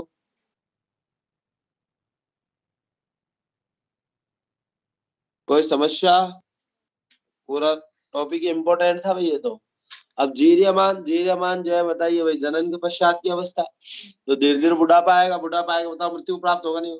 अच्छा बताओ, इसमें कौन से कारक उत्तरदायी है? मुख्यतः हार्मोनों का परिवर्तन उत्तरदायी है या नहीं? हार्मोनों का परिवर्तन उत्तरदायी है ना, क्योंकि कोई भी अवस्था बताइए किसी जीव में आ रही है तो वो हार्मोनों, भाई जवानी में कोई और हार्मोन थे, बचपन में कोई और हार्मोन थे, बुढ़ापे में कोई और हार्मोन। आ गई बात समझ में? क्लियर है सबको? यस और नो? तो मुझे एक बार बताओ भाई, ये जो है पादपों में, चलो हार्मोनों में परिवर्तन तो है ही है, लेकिन आंतरिक कारणों साथ साथ बाह्य कारण भी उत्तरदायी होते नहीं होते? भाई बाह्य कारण क्या है कि वो जल खनिज अवशोषण धीरे धीरे कम होने लग जाएगा। आ गई बात समझ? तो बाह्य कारण भी उत्तरदायी होते हैं। बात क्लियर सबको? तो पश्च जननी अवस्था यानी रिप्रोडक्शन के बाद की अवस्था को, बात क्लियर है सबको? तो बताओ अब क्या होगा? वही बुढ़ापे में बताओ है ना, जो जॉइंट वगैरह काम करना बंद कर देते नहीं कर देते, क्योंकि यूरिक एसिड वगैरह डिपोजिट अभी तो नहीं कर रहे आप, क्योंकि यूरिक एसिड बाहर निकल रहा है। बात क्लियर है? दूसरा, जब क्रोमोसोम वगैरह अपघटित होंगे तो कुछ एंजाइम नहीं बनेंगे, तो लैन काय में जो जो पदार्थों का अपघटन होता है वे पदार्थों का अपघटन नहीं होगा। नहीं होगा तो बताओ जमा भी होगा ना? बोलो हाँ। बात क्लियर है सबको? तो अपशिष्ट उपापचय, ठीक है, उपापचय मेटाबॉलिक वेस्ट। आ गई बात समझ में? कोई दिक्कत है नहीं ना? तो टेंशन किस बात की है, फ्री रहो। तो अपशिष्ट जो भी मेटाबॉलिक वेस्ट है उनका संचय। और बताओ, शरीर का क्रियात्मक और संरचनात्मक ह्रास होता नहीं होता? जुमड़ी फट जाएगी नहीं फट जाएगी? है ना? संरचनात्मक ह्रास हो रहा है, अंग वगैरह काम करने बंद कर देते हैं, और जब अंग काम करना बंद कर देंगे तो काम करने की क्षमता भी क्या होगी, कम होगी कि नहीं होगी। बात क्लियर है सबको। तो परिणाम स्वरूप अंततः मृत्यु हो जाती है। अब ध्यान से सुनिएगा, ये जो पैराग्राफ है ये इम्पोर्टेंट। पादप व जंतु दोनों में इन तीनों अवस्थाओं मध्य परिवर्तन के लिए उत्तरदायी होना हार्मोन है। बात क्लियर है सबको, रटने की कोई जरूरत नहीं। हार्मोन व निश्चित पर्यावरणीय कारकों के मध्य पारस्परिक क्रिया जीवों की जन्य प्रक्रियाओं में संबद्ध व्यवहारिक अभिव्यक्ति को नियंत्रित करता नहीं है। भाई हार्मोन तो है ही है, प्लस पर्यावरण में होना चाहिए। पता चले जवानी में हार्मोन तो खूब बढ़िया बने, लेकिन खाना पीना ही नहीं मिल रहा, तो फिर वो क्या शरीर विकसित हो पाएगा क्या है? भाई जैसा सपोज पादप में वृद्धि के लिए तो हार्मोन आए, लेकिन उसको जब जल खनिज नहीं मिल रहा तो वो क्या करेगा, वो मरेगा ही ना पादप तो है। अगर कम मिल रहे तो बताओ धीरे धीरे वृद्धि करेगा। तो इनके मध्य बताओ पर्यावरणीय कारक यानी बाह्य कारक और हार्मोनों के परिवर्तनों के अनुसार बताइए दोनों के मध्य क्या होना चाहिए, एक संतुलन होना चाहिए, नहीं होना चाहिए। अगर मैं सरल भाषा में बात करूं, कोई दिक्कत किसी को? क्लियर है ना? तो बताओ कोई जंतु हो चाहे पादप हो, बताइए तीनों अवस्थाओं में परिवर्तन के लिए कौन उत्तरदायी है? हार्मोन। और हर अवस्था बताइए जैसे हार्मोन उसके अनुरूप बताइए क्या होना चाहिए, पर्यावरणीय परिस्थितियां भी अनुकूल होनी चाहिए, नहीं होनी चाहिए, तो फिर उससे वृद्धि नहीं होगी। बात क्लियर सबको? अब कोई बच्चा है, दो बच्चे हैं, एक को तो हार्मोन सपोज करो बचपन में जो हार्मोन थे वो तो दोनों में समान हो रहे, लेकिन एक को तो बढ़िया पोषण मिल रहा, दूसरे को नहीं मिल रहा। बताइए क्या होगा? पोषण की कमी से क्या हो जाएगा, वो विकास नहीं होगा दूसरे बच्चे का। और जिसको पोषण भरपूर मिल रहा है, सही मिल रहा है, उसका विकास संतुलित ढंग से होगा। यही तो है। आ गई बात समझ? लैंगिक जनन की घटना है। अब ये लैंगिक जनन की घटना यही है भाई, एक तो लैंगिक जनन में निषेचन से पहले की, निषेचन और निषेचन के बाद। तो निषेचन से पहले क्या है कि भाई कैसे तो जनन अंग होते हैं, एक काय पे कितने है ना, दोनों दो जनन अंग है या एक तो ये बात हो। दूसरा युग्मक निर्माण किस प्रकार होता है, युग्मक कैसे स्थानांतरित हो रहे हैं। बात क्लियर? फिर बाद में आती है भाई निषेचन, कि भाई निषेचन हुआ, निषेचन या तो मादा के शरीर के अंदर या फिर बाहर। ठीक है, क्लियर है भाई? सामान्यतः बाह्य निषेचन कहाँ होता है? जल में अधिकांशतः, अगर हम बात करें। ठीक है, क्लियर? और फिर बाद में आपका क्या हो गया, निषेचन के बाद ही घटना। तो बताओ भाई, अब कोई अगर सपोज करो अगुणित जीव है, प्लोटिक जीवन चक्र कर रहा है, तो युग्मनज में और सूत्र विभाजन हो जाएगा। अगुणित जीवन और सूत्र विभाजन होता है, और वो जो है उससे अगुणित संरचनाएं बन जाएंगी। और अगर सपोज करो कोई बहुगुणित जीव है, तो बताओ उसमें क्या होगा, युग्मनज से भ्रूण निर्माण होगा। आ गई बात? अब भ्रूण से अगर पादप है तो बताइए भाई, वो भ्रूण बनने के बाद जो है आपका बीजांड, वो बीज में परिवर्तित हो जाएगा, और जो अंडाशय वो फल में परिवर्तित हो जाएगा। जहाँ पे ये नहीं है वहां पे वो भ्रूण से नया जीव बनेगा, जैसे ब्रायोफाइट, टेरिडोफाइट वगैरह। आगे बात? कोई दिक्कत किसी को? जंतु भ्रूण से शिशु बनेगा, कोई समस्या नहीं ना? तो देखो, लैंगिक जनन करने वाले सभी जीव क्रमिक घटनाओं प्रक्रियाओं को दर्शाते हैं। तो इसी लाइन पे एक क्वेश्चन बन जाएगा जो आपको बिल्कुल ऐसा लगा है तो कुछ भी नहीं है, लेकिन इसी लाइन में एक क्वेश्चन है कि लैंगिक जनन करने वाले जीवों में जो सारी घटनाएं वो क्रमिक होती है या यादृच्छिक होती है? बताओ, इसमें बना सकता नहीं बना सकता? क्रमिक होती है। बात क्लियर? अरे बताओ, क्रमानुसारित होगी भाई। पहले क्या होगा, निषेचन से पूरी घटनाओं युग्मक बनेंगे, फिर युग्मक संलयन होगा, और युग्मक संलयन के पश्चात बताइए भ्रूण बनेगा नहीं बनेगा, भ्रूण से शिशु बनेगा नहीं बनेगा। तो क्रमिक ढंग से हो रही है, थोड़ी शिशु पहले बन जाएगा, निषेचन बाद में होगा। देखो हंसी आई ना तुम्हें? तो जहाँ पे हंसी आई इसका मतलब क्या है कि वो फर्जी बात है, यानी असंभव है, इसलिए आपको हंसी आई, नहीं तो नहीं आती। बात क्लियर है सबको? तो लैंगिक जनन करने वाले सभी जीव क्रमिक घटनाओं प्रक्रियाओं को प्रकट करते हैं। इसमें क्रमिक यादृच्छिक नहीं है। ये छोटे छोटे शब्द होते हैं जिन पे आपको ऐसा घुमाता है, आपका ध्यान नहीं जाता है, और वो छोटे से शब्द पे ही क्वेश्चन हमारा गलत हो जाता है। तो इन क्रमिक घटनाओं बताओ भाई, तीन भिन्न अवस्थाएं हैं या नहीं? इन तीन क्रमिक घटनाओं, तीन भिन्न अवस्थाओं, निषेचन पूर्व, निषेचन और निषेचनोत्तर, यानी प्री फर्टिलाइजेशन, फर्टिलाइजेशन और पोस्ट फर्टिलाइजेशन इवेंट्स। निषेचन पूर्व घटना है प्री फर्टिलाइजेशन इवेंट। तो प्री फर्टिलाइजेशन इवेंट क्या है बताइए भाई? निषेचन से पहले की बताओ भाई। इसमें निषेचन पूर्व की दो मुख्य घटनाएं है नहीं, युग्मक जनन और युग्मक स्थानांतरण। भाई कैसे तो युग्मक निर्माण हुआ और कैसे युग्मकों का स्थानांतरण होता है। बात क्लियर है सबको? यस और नो? अब युग्मक जनन, तो युग्मक जनन भाई वो युग्मकों का निर्माण, आप चाहे नर बोल दो मादा बोल दो। अब किसी किसी जीव में तो क्या होता है भाई बताइए, जो एक ही नर और मादा हम दर्शा ही नहीं सकते, जैसे प्लस माइनस दर्शाते हैं। कब को हमें बताओ, कब को हम प्लस माइनस ही करा, हमने करा नहीं करा? डाई एटम डायनो इनमें काहे के नर काहे के मादा बताओ? अपन क्या करते हैं, प्लस माइनस से दर्शाते हैं। अब क्या उनको प्लस माइनस छपा रहता है या हम दर्शाते हैं, है ना? आगे बात है। कुछ जीवों में क्या होते हैं, जननांग स्पष्ट होते हैं। जननांग स्पष्ट होते हैं तो उनको हम नर मादा जननांग बोल देते हैं। अब कहीं पे बताओ हम उसको एंथ्रेडियम ओगोनियम बोल रहे हैं, कहीं पे आर्किगोनियम बोल रहे हैं, आगे बात है। कहीं पे हम है ना जो पुंकेसर और अंडाशय बोल रहे हैं, स्त्री केसर। आगे बात समझ में? अलग अलग जगह अलग अलग है या नहीं है? आगे कहीं पे है ना जो प्रश्न बोल रहे हैं, कहीं पे हम अंडाशय बोल रहे हैं, ओवरी। आगे बात समझ में? तो अलग अलग जीवों के संदर्भ में उनको नाम अलग अलग दिए हुए। बात क्लियर है? तो युग्मकों के वर्ग, समयुग्मक आइसोगैमेट। आइसोगैमेट्स क्या होते हैं भाई, बताइए भाई? जो समान प्रकार के युग्मक होते हैं उनको हम क्या कहेंगे? आगे बात में संलयन करने वाले युग्मक आकार के रूप से सम। तो समयुग्मक या होमीगैमिट, ये होमोगैमेट्स होते हैं। होमोगैमिट नहीं है, होमोगैमेट। होमो का मतलब समझ गए ना, सेम। सर। तो अब आपको उदाहरण ध्यान रखना पड़ेगा। सवाल बताइए, आइसोगैमेट किस किस में होते हैं? क्लेडोफोरा, क्लेमाइडोना, डेब्रियाना, यूलोथ्रिक्स। आपको आज मेरी बात सिद्ध हो रही होगी। मैंने आपको क्लेमाइडोमोनास में लिखवाए थे कोलेरा, डेब्रियाना, है ना? लिखवाए थे ना?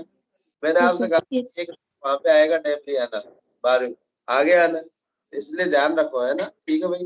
तो क्लेमाइडोमोनास, डेब्रियाना, उसमें आइसोगैमेट्स होते हैं। तो अब आपको, इसलिए आपको ये भी पता होना चाहिए कि क्लेमाइडोमोनास कौन सी कोकीफेरा, डेब्रियाना या अन्य किसी में बताइए किसमें समयुग्मक होते हैं। तो इसलिए आपको लिखवाया है। आ गई बात समझ में? चलो, और कवक बताओ भाई, सिनकाइट्रियम और राइजोपस। सिनकाइट्रियम में बताओ चल युग्मक होते हैं नहीं होते? आ गई बात समझ में? बताते ना। सिनकाइट्रियम में बताइए एक कसाबिक होता है, द्विकसाबिक? सिनकाइट्रियम लिखवाया है। सेप्रोलैंगनिया में तो एक कसाबिक और सिनकाइट्रियम में द्विकसाबिक। और जीवन में 2 बार बनते हैं उसमें, है ना? एक बार तो है ना शीर्षस कसाबिक, नाशपति नुमा, और दूसरे बाद की अवस्था में बनते हैं सेमनुमा, पार्श्व कसाबिक, है ना? हाँ। और राइजोपस म्यूकर का सदस्य है, और सिनकाइट्रियम जो है उमाइसिटिस, क्योंकि जलीय कवक बोलते हैं, नहीं बोलते हैं उमाइस विषम। आ गई बात समझ? तो ये आपको याद रखने पड़ेंगे भाई, ठीक है ना? तो यूलोथ्रिक्स बताओ, वहां पे भी लिखाया हुआ था ना? तो यूलोथ्रिक्स, और क्लेमाइडोमोनास, डेब्रियाना, कवक, सिनकाइट्रियम एंड राइजोपस। कोई दिक्कत नहीं? विषम युग्मता या हेट्रो, विषम युग्म हेट्रो जो आकार रूप से भिन्न, जैसे हमारे नर में, हमारे देख लो इंसानों में, नर युग्म जो है छोटा होता है, मादा युग्म बड़े आकार का होता है। आ गई बात समझ? कहीं पे समान भी हो सकते हैं, कहीं पे ऐसा। अब जैसे ध्यान से सुनिएगा भाई, आकार के रूप, युग्मक आकार के रूप से भिन्न, विषम युग्मक। तो बताओ भाई, अधिकांश जीवों की विशेषता है या नहीं भाई? अगर आपसे पूछे अधिकांश जीवों में कौन से बनते हैं, समान आकार के या असमान आकार के? समान आकार के। हेट्रोगैमेट, हेट्रोगैमेट, ठीक है भाई? तो ध्यान रहेगी बात, अधिकांश जीवों में जो है वो हेट्रोगैमेट्स होते हैं। अब आपको ये ध्यान रखना पड़ेगा। बताओ भाई 7 फ्यूकस और बॉल बॉक्स बताओ, 12वीं के वो 11वीं में उसमें भी यही उदाहरण लिखा हुआ है, फ्यूकस और बॉल बॉक्स ही तो लिखा हुआ है प्लांट किंगडम में। सभी ब्रायोफाइट, टेरिडोफाइट, जिम्नोस्पर्म एंड जियोस्पर्म्स। कोई दिक्कत किसी को नहीं ना? अब बताइए, यहाँ पे मैं आपको एक बार बता दूं, जो बड़ा युग्मक होता है ना और जो छोटा युग्मक होता है, ठीक, छोटे युग्मक को पुंगणु या शुक्राणु बोलते हैं, यानी नर युग्मक को, ठीक, और मादा युग्मक को बोलते हैं अंडकोशिका यानी अंडाणु। बात क्लियर है सबको? आगे बात, ये आर पार बात है भाई। जहाँ पे भी आकार के रूप से भिन्न होंगे तो उसमें सामान्यतः नर युग्मक छोटा होता है, मादा युग्मक बड़ा होता है। तो जो छोटा युग्मक होता है नर युग्मक, उसको हम पुंगणु या शुक्राणु बोलते हैं, एंथ्रोजोइडियस को हम बताए थे नहीं बताए? और मादा युग्मक को हम क्या कहते हैं? अंडाणु या एग सेल। या बड़े आकार का है अंडाणु तो क्या कहेंगे? अंडगोल, ऊसपेयर। आ गई बात। यस yes sir, और ऊसपेयर में अंतर, ऊसपोर जो है वो युग्मनज है, बड़े आकार का युग्मन, और ऊसपेयर अंडगोल, बड़े आकार के अंडकोश। याद आ गया सबको? कोई yes दिक्कत? sir, ऐसे जीवों में नर युग्म, पुंगड़, शुक्राणु और मादा युग्म, अंड या अंडाणु। आपको ये चित्र जो है मन में बसा लेने हैं, मैं हकीकत ये बोल रहा हूँ। आ गई बात समझ में? तो ये सारे चित्र इम्पोर्टेंट है, क्योंकि आपको सीधा सीधा चित्र उठाई दे देगा, बताइए ये दोनों ये चित्र किसके युग्मकों को दर्शा रहे हैं। तो ये देखते ही ज्यादातर स्टूडेंट तो क्या बोलते हैं, क्लेमाइडोमोनास के, है ना? लेकिन ध्यान रखना क्लेमाइडोमोनास के नहीं, ये क्लेडोफोरा के। कोई दिक्कत किसी को? इसलिए प्लीज ध्यान रखिएगा ये, ठीक है ना? ये इम्पोर्टेंट है। देखो मैं यहाँ पे ये लिख दे रहा हूँ, स्टामा। तो पहला वाला जो है बताइए भाई, क्लेडोफोरा के है नहीं, क्लेमाइडोमोनास के नहीं। तो इसलिए जानबूझ के देगा वो, क्योंकि बच्चा क्या सोचता है, ये चित्र जो देखा होता है क्लेमाइडोमोनास सिंड्रोम देखा होता, तो उठा के ले धर पहला ही ऑप्शन क्लेमाइड। नहीं, हमारी एनसीईआरटी में जो ये दिए हुए कौन से हैं? क्लेडोफोरा। कोई दिक्कत किसी को? नहीं। दूसरे वाले जो है फ्यूकस के हैं, और तीसरे वाले होमो सेपियंस यानी मानव। कोई दिक्कत किसी को? अब बताओ भाई, युग्म निर्माण के दौरान कोशिका विभाजन कौन सा होगा? तो अगर कोई अगुणित जीव है तो बताइए उसमें कौन सा होगा? समसूत्री होगा। सूत्री। अगर द्विगुणित जीव है तो क्या होगा? मियोसिस। कोई दिक्कत? अब जो अधिकांश जीव जो है वो कौन से लैंगिक जन्म करने वाले? अधिकांश लैंगिक जन्मकारी जीव द्विगुणित है या नहीं? द्विगुणित है हाँ। है या नहीं नालायक? अधिकांश जीव अगुणित है, तो अब वो द्विगुणित है, तो बताओ द्विगुणित के संदर्भ में बात बोल दी जाती नहीं बोल दी जाती? आगे बात, तो अधिकांश के संदर्भ में वो बात बोल दी जाती है, लेकिन ध्यान रखिएगा, ठीक है? आपको संपूर्ण पता होना चाहिए। अगर कोई सामान्य बात पूछ रहा तो अधिकांश के संदर्भ में पूछ रहा होगा। कोई दिक्कत किसी को? तो आप सुनिए मेरी बात को, बताइए भाई, जो युग्मक मात्र कोशिका, जिससे भी युग्मक बनेगा उसको युग्मक मात्र कोशिका कहेंगे नहीं कहेंगे? अब पहले मुद्दे की बात समझो। युग्मक मात्र कोशिका बताइए अगुणित भी हो सकती है और द्विगुणित। भाई अगुणित जो है अगुणित जीवों में, और द्विगुणित जो है वो द्विगुणित जीवों में, लेकिन अधिकांश जो है वो लैंगिक जन्मकारी जीव को कौन से? द्विगुणित। अगर एक संदर्भ पूछे तो बताइए भाई, युग्म मात्र कोशिका क्या होती है? अगुणित, द्विगुणित, त्रिगुणित, बहुगुणित? द्विगुणित। अच्छा, द्विगुणित जीवों में युग्म मात्र कोशिका में तो क्या होगा? मियोसिस होगा नहीं होगा? और जिसमें मियोसिस तो क्या बोलते हैं? मियोसाइट। अच्छा, जिस कोशिका माइटोसिस होगा उसको क्या कहेंगे? नहीं ना? क्लियर है? तो युग्मक निर्माण के दौरान कोशिका विभाजन, युग्मक सदैव अगुणित है। मैंने आपसे कहा ना अगुणित युग्मक जनन के लिए जो उत्तरदायी अगुणित संरचना युग्मक। तो इसलिए हमने वहां पे भी कहा था अलैंगिक जनन में, भाई युग्म निर्माण तो हो सकता है लेकिन युग्म संलयन नहीं, क्योंकि अगुणित बीजाणु बनेंगे वो क्या होंगे बताइए भाई? युग्मक ही तो है। बोलो आया ना? कोई दिक्कत किसी को? नहीं ना? तो अर्थात इसमें गुणसूत्र जीनोम का केवल एक ही समूह, सही बात है भाई, एक ही समूह तो पाया जाता है, एक समूह का मतलब आधे गुण। हालांकि युग्म निर्माण करने वाली पादप का है, बताइए युग्म निर्माण करने वाला पादप का है। जनक में युग्म निश्चित तौर पर समसूत्री विभाजन द्वारा। आगे बात में जैसे शैवालों, कवकों, ब्रायोफाइट से संबंधित कई जीवों में। तो क्या सभी शैवाल? हाँ, अधिकांश शैवाल। फ्यूकस में डिप्लॉन्टिक जीवन चक्र होता है। Yes sir. अगुणित शैवाल में कुछ कवक अर्धसूत्री विभाजन बताओ। युग्मनज जाइगोस्पोर में होता है नहीं? बोलो आयन। तो युग्मनज को जाइगोस्पोर भी बोल देते हैं, वो राइजोपस में वो स्पोर भी बोलते नहीं बोल सकते? स्पोर। आ गई बात समझ में? तो जाइगोस्पोर बोलो या स्पोर बोलो, कोई दिक्कत सर? किसी को? सर ऊपर है ना ये विषम युग्मक और अंड युग्मक दोनों के एग्जांपल्स को मिक्स कर दिया। क्या कर दिया चित्र में? सर फ्यूकस तो अंड युग्मक का एग्जांपल होता है। अरे वो आकार के रूप से भिन्न की बात हो रही है यहाँ पे। अब चाहे वो है ना जो अंड युग्म की हो, चाहे वो असम युग्म की हो, ठीक है? क्लियर है? हेट्रोगैमी तो यहाँ पे है ना जो वो नहीं बताया गया है, आइसोगैमी, एनाइसोगैमी, ऊगैमी, वो थोड़ी बात हो रही है। अरे यहाँ पे तो युग्मकों के आकार यूनिट्स संदर्भ के बारे में।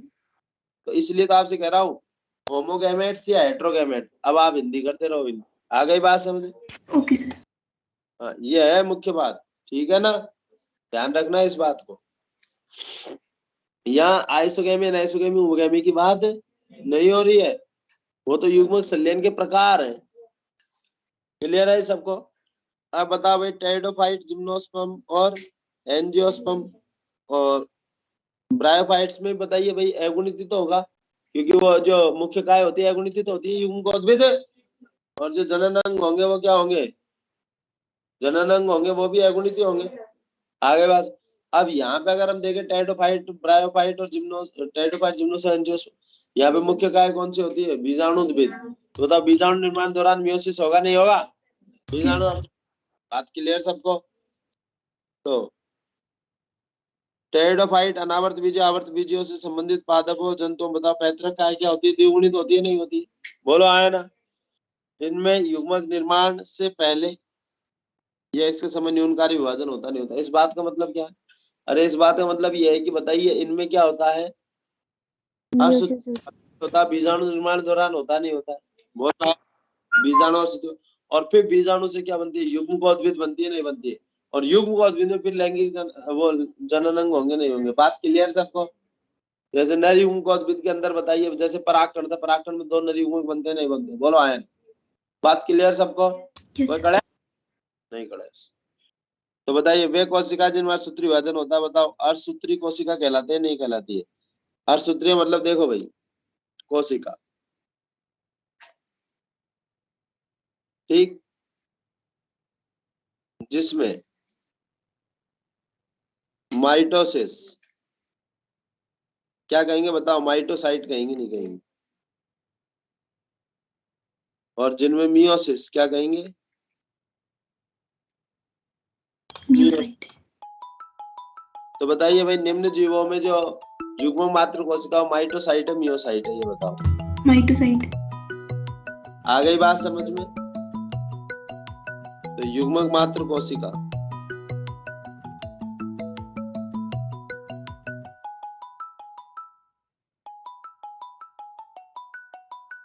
निम्न जीव और उच्च जीव। तो बताओ भाई, निम्न जीवों में तो क्या है? सबसे माइटोसाइट तो हो रहा था उच्च जीवों में, मियोसाइट कोई दिक्कत? यही है मियोसाइट।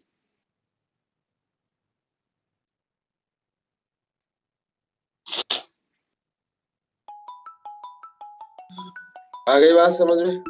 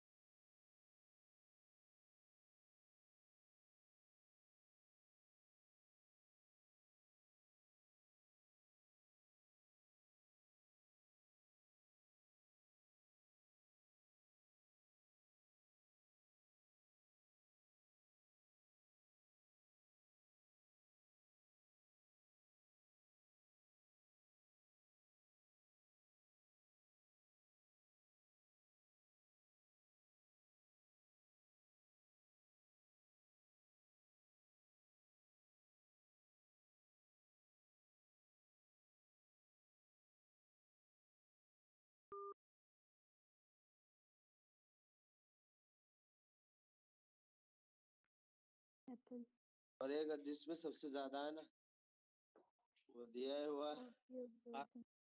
मैंने कहा था ना एक बार और आएगा।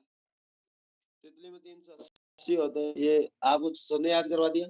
आप बताओ एग्जाम में ओएमआर शीट भरते हो नहीं भरते हो? भरते हो ना? क्लियर है? ओएमआर शीट भरते हो नहीं भरते हो? भरते हो ना? वैसे तो आप केवल ओ का ध्यान रखना, 4 के अंतर पर आगे बढ़ना है। ओ में 16 है तो 16, 20, 24 और आगे जाके ओएमआर पी। एक देखो ओएमआर ध्यान रखो और फिर एमआरपी। बताओ प्राइस टैग होता है नहीं होता? तो एमआर और उसी में है ना जो एमआरपी आ गई तो फिर उसमें सीधा डबल कर देना 24 का 48। तो देखो आ गई बात समझ में? तो वैसे अनियन का ध्यान रख लो ना, प्याज में 16 है, क्या दिक्कत है? तो 16, 20, 24 और भैया 48 48 और ये सेव में जो है 34 है, थोड़ा सा अलग है मामला। बाकी सबके याद हो गए, बोलो है अनियन। ओएमआर, ओ से अनियन, एम से मेज, आर से राइस या पी ओएमआर एमआरपी।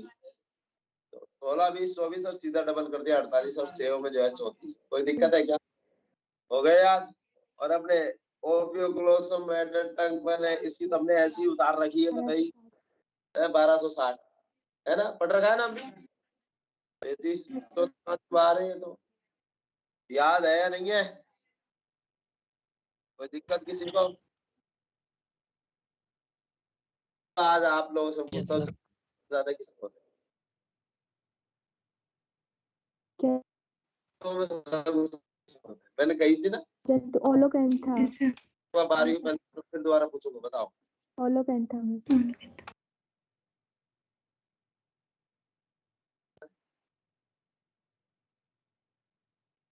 बताओ सुविधा 1600 होते हैं ना ओलो। तो ऑनलाइन वालों यहाँ पे मेरे सामने बहुत सारे बहरू जी बैठे हुए हैं। बहरू जी, माता जी, ऐसा ऐसे मुंह बिल्कुल ऐसे कतई भोकाल टाइट कर ऐसे बैठे हुए हैं। इनसे पूछना चाह रहा हूँ मैं, कोई आंखें को भोए ऐसे कर रहे हैं? बताओ जल्दी से। अब देखो सब जितने ऐसे कर रहे हैं ऐसे यार नहीं करते हो है नालायक। किसमें होंगे सबसे ज्यादा गुण? सबसे कम गुणसूत्र किसमें होते हैं जनताओं में? पादप, पादप जगत में सबसे कम गुणसूत्र किसमें होते हैं? हाँ माइकोबैक्टीरिया याद आ रहा है। पादप हैप्लोपिपस ग्रैसिलेरिस में है। पादप में सबसे कम किसमें? नालायक हत्या कर दी तुमने, है ना? तो ऑनलाइन क्लास में कोई स्टूडेंट जवाब दे रहा है, सही दे रहा है, मतलब जवाब देने के बावजूद इनने एक ने नहीं सुनी। अरे एलोकेन था 2n 1600 एस्केरिस मेगासिफेला 2n बराबर 2 हाईएस्ट नंबर सब जगत में ओकियोग्लोसम 1260 2n बराबर और सबसे कम है पादप 2n बराबर। फिर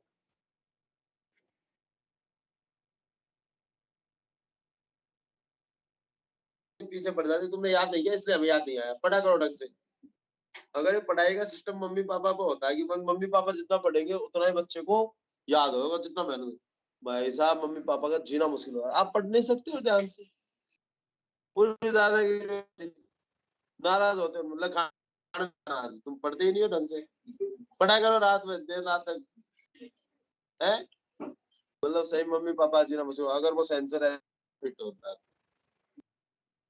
कृपा करेगी, जिसका काम है उसी को करना है, दूसरा नहीं कर सकता। तो बात समझ में आ रही है आपको? तो आपका काम आप ही को करना भैया, ना तो आपका टीचर कर सकता है ना आपके मम्मी पापा कर सकते हैं। आप जितना अच्छे से पढ़ोगे, जितना रिवीजन पे फोकस करोगे, उतने चीजें याद होंगी। ठीक। अच्छा मैं ये नहीं कह रहा हूँ कि आप लोग नहीं पढ़े हो, ऐसा नहीं है, मैं आपको डांट नहीं रहा, आप लोग पढ़। हाँ ये भी बात मैं मान, इसलिए रिवीजन भी नहीं कर पाए। दोबारा रिवीजन करोगे तो याद हो जाएगा। डांट वाट तो इसलिए लगाई जाती है कि जिससे आप थोड़ा सा उसमें गौर कर लो और आपको अच्छे से दिमाग में घुस जाए। अरे यार नहीं रियलाइज हो जाए ना तो चीज क्या आती है, फिर वो घुस जाती है। आ गई बात समझ? तो याद रहेगी भाई ओएमआरपी। तो ओ से अनियन 16 16 चालू करना, 16, 20, 24 और सीधा 48 और सेव में ठीक है, क्लियर है।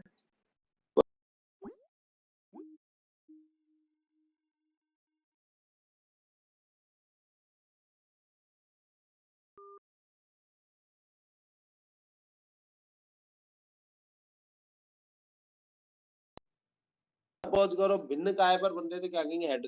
जैसे बताओ हम लोग क्या हेट्रोथैलिक है या नहीं, लेकिन कोई जीव ऐसा है जिसपे दोनों युग्म एक ही काय पर बने। अब ये आइसोगेमी एनाइसोगेमी उगमी नहीं है।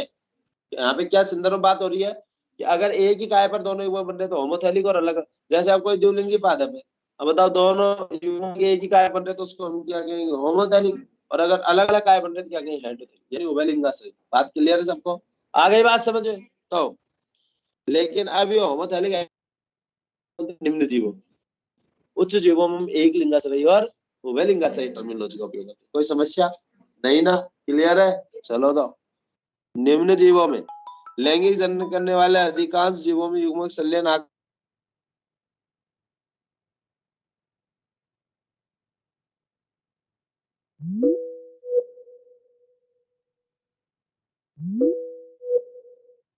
आइसोगेमी लिखा है। लैंगिक जनन करने वाले अधिकांश निम्न जीवों में संलयन करने वाले युग्मक कार्य के रूप से समान, यानी समयुग्म, अर्थात अधिकांश निम्न जीवों में बताइए आइसोगेमी होती है, अनाइसोगेमी, उगमी? आइसोगेमी। अब ध्यान रहेगी ना ये बात। अर्थात आइसोगेमी, आ गई बात समझ में? तो अब ये तो बात अलग हो गई कि बताओ अधिकांश, ये इंपोर्टेंट है बात। अधिकांश जो निम्न जीव है बताओ उनमें आइसोगेमी होती है, अनाइसोगेमी होती है, उगमी होती है? बताओ। आइसोगेमी। आ गई बात समझ में? यानी समयुग्म की संलयन। क्लियर है? अब कह रहा यदि शब्द, यदि ये युग्मक एक ही जनक में बने तो क्या कहेंगे, होमोथैलिक। जैसे कवक, म्यूकर। अब म्यूकर उदाहरण दिया हुआ, बताओ म्यूकर पे दोनों संलयनकारी युग्म एक ही काय बनते, अलग काय पे आप हो गए सर हम इतनी। अरे भाई एक ही काय पे बनेंगे। Yes sir. आ गई बात समझ? तो समजालिक। और अगर भिन्न जनकों पर बनते तो क्या बोलते, विषमजालिक। अब ये समजालिक का मतलब पता है क्या है? समजालिक को हम बोलते हैं होमोथैलिक, होमोथैलिक। और विषमजालिक हेट्रोथैलिक। हेट्रोथैलिक।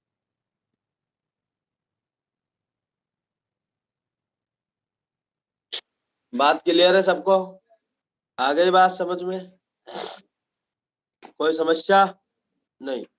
उच्च जीवों में अगर हम बात करें तो बताइए भाई, उच्च जीवों में सुविकसित जननांग होते हैं नहीं होते? तो नर व मादा जननांग में बताओ स्पष्ट भिन्नता होती नहीं होती? तो इसी लाइन पर मैं आपसे दूसरी क्वेश्चन पूछ रहा हूँ, निम्न जीवों में बताइए नर और मादा जननांग में स्पष्ट भिन्नता होती है क्या? नहीं होती। जबकि जीवों में नर व मादा जननांग में स्पष्ट भिन्नता होती है। सिंपल सी बात है, आपने क्यों अंडरलाइन करवाई है? अरे इसलिए करवाई कि इससे आपका दूसरा क्वेश्चन बन रहा है कि निम्न जीवों में बताइए नर मादा जननांग में स्पष्ट भिन्नता होती है क्या? नहीं होती, उच्च जीवों में होती है। बात क्लियर है सबको? आ गई बात समझ में? नर जननांग पुंकेसर, मादा जननांग, तो ध्यान रहेगी भाई ये बात। तो नर जननांग पुंकेसर होता है और मादा जननांग इस तरीके से। यदि नर और मादा जननांग एक ही पुष्प है तो द्विलिंगी। तो बताओ, जैसे द्विलिंगी पुष्प गुड़हल। अब जैसे हमारे जितने भी एनसीईआरटी कुल है वो सब द्विलिंगी पुष्प है भाई। तो ऐसा नहीं है कि अब आप है ना केवल अरे सर गुड़हल ही तो लिखा। अरे भाई अब चाहे वो ब्रेसिकेसी का सदस्य पुष्प, हैवेसी, सोलनम लिली द्विलिंगी पुष्प है। यदि पुष्प में केवल पुंकेसर पाया जाता है तो एक लिंगी पुंकेसर या अंडक। तो बताइए भाई, अगर पुंकेसर है तो बताइए पुंकेसरी, और मादा पुष्प को क्या कहेंगे, स्त्रीकेसरी। अब अगर एक ही पादप पर उपस्थित है तो क्या कहेंगे, उभयलिंगाश्रयी। तो उभयलिंगाश्रयी के उदाहरण बताओ मैंने, अरे सॉरी मिट गया है। तो बताओ भाई उभयलिंगाश्रयी कुकुरबिट, नारियल, मक्का लिखवाया था नहीं? खूब भर भर के लिखवाया नहीं लिखवाया? आपसे कहा था कि आगे आएंगे, बोलो आया ना? उभयलिंगाश्रयी के उदाहरण ध्यान रहेंगे, कुकुरबिट, नारियल और मक्का।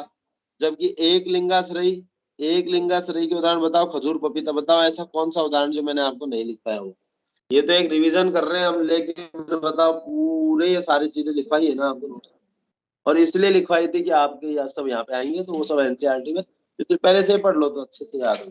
बात क्लियर है सबको?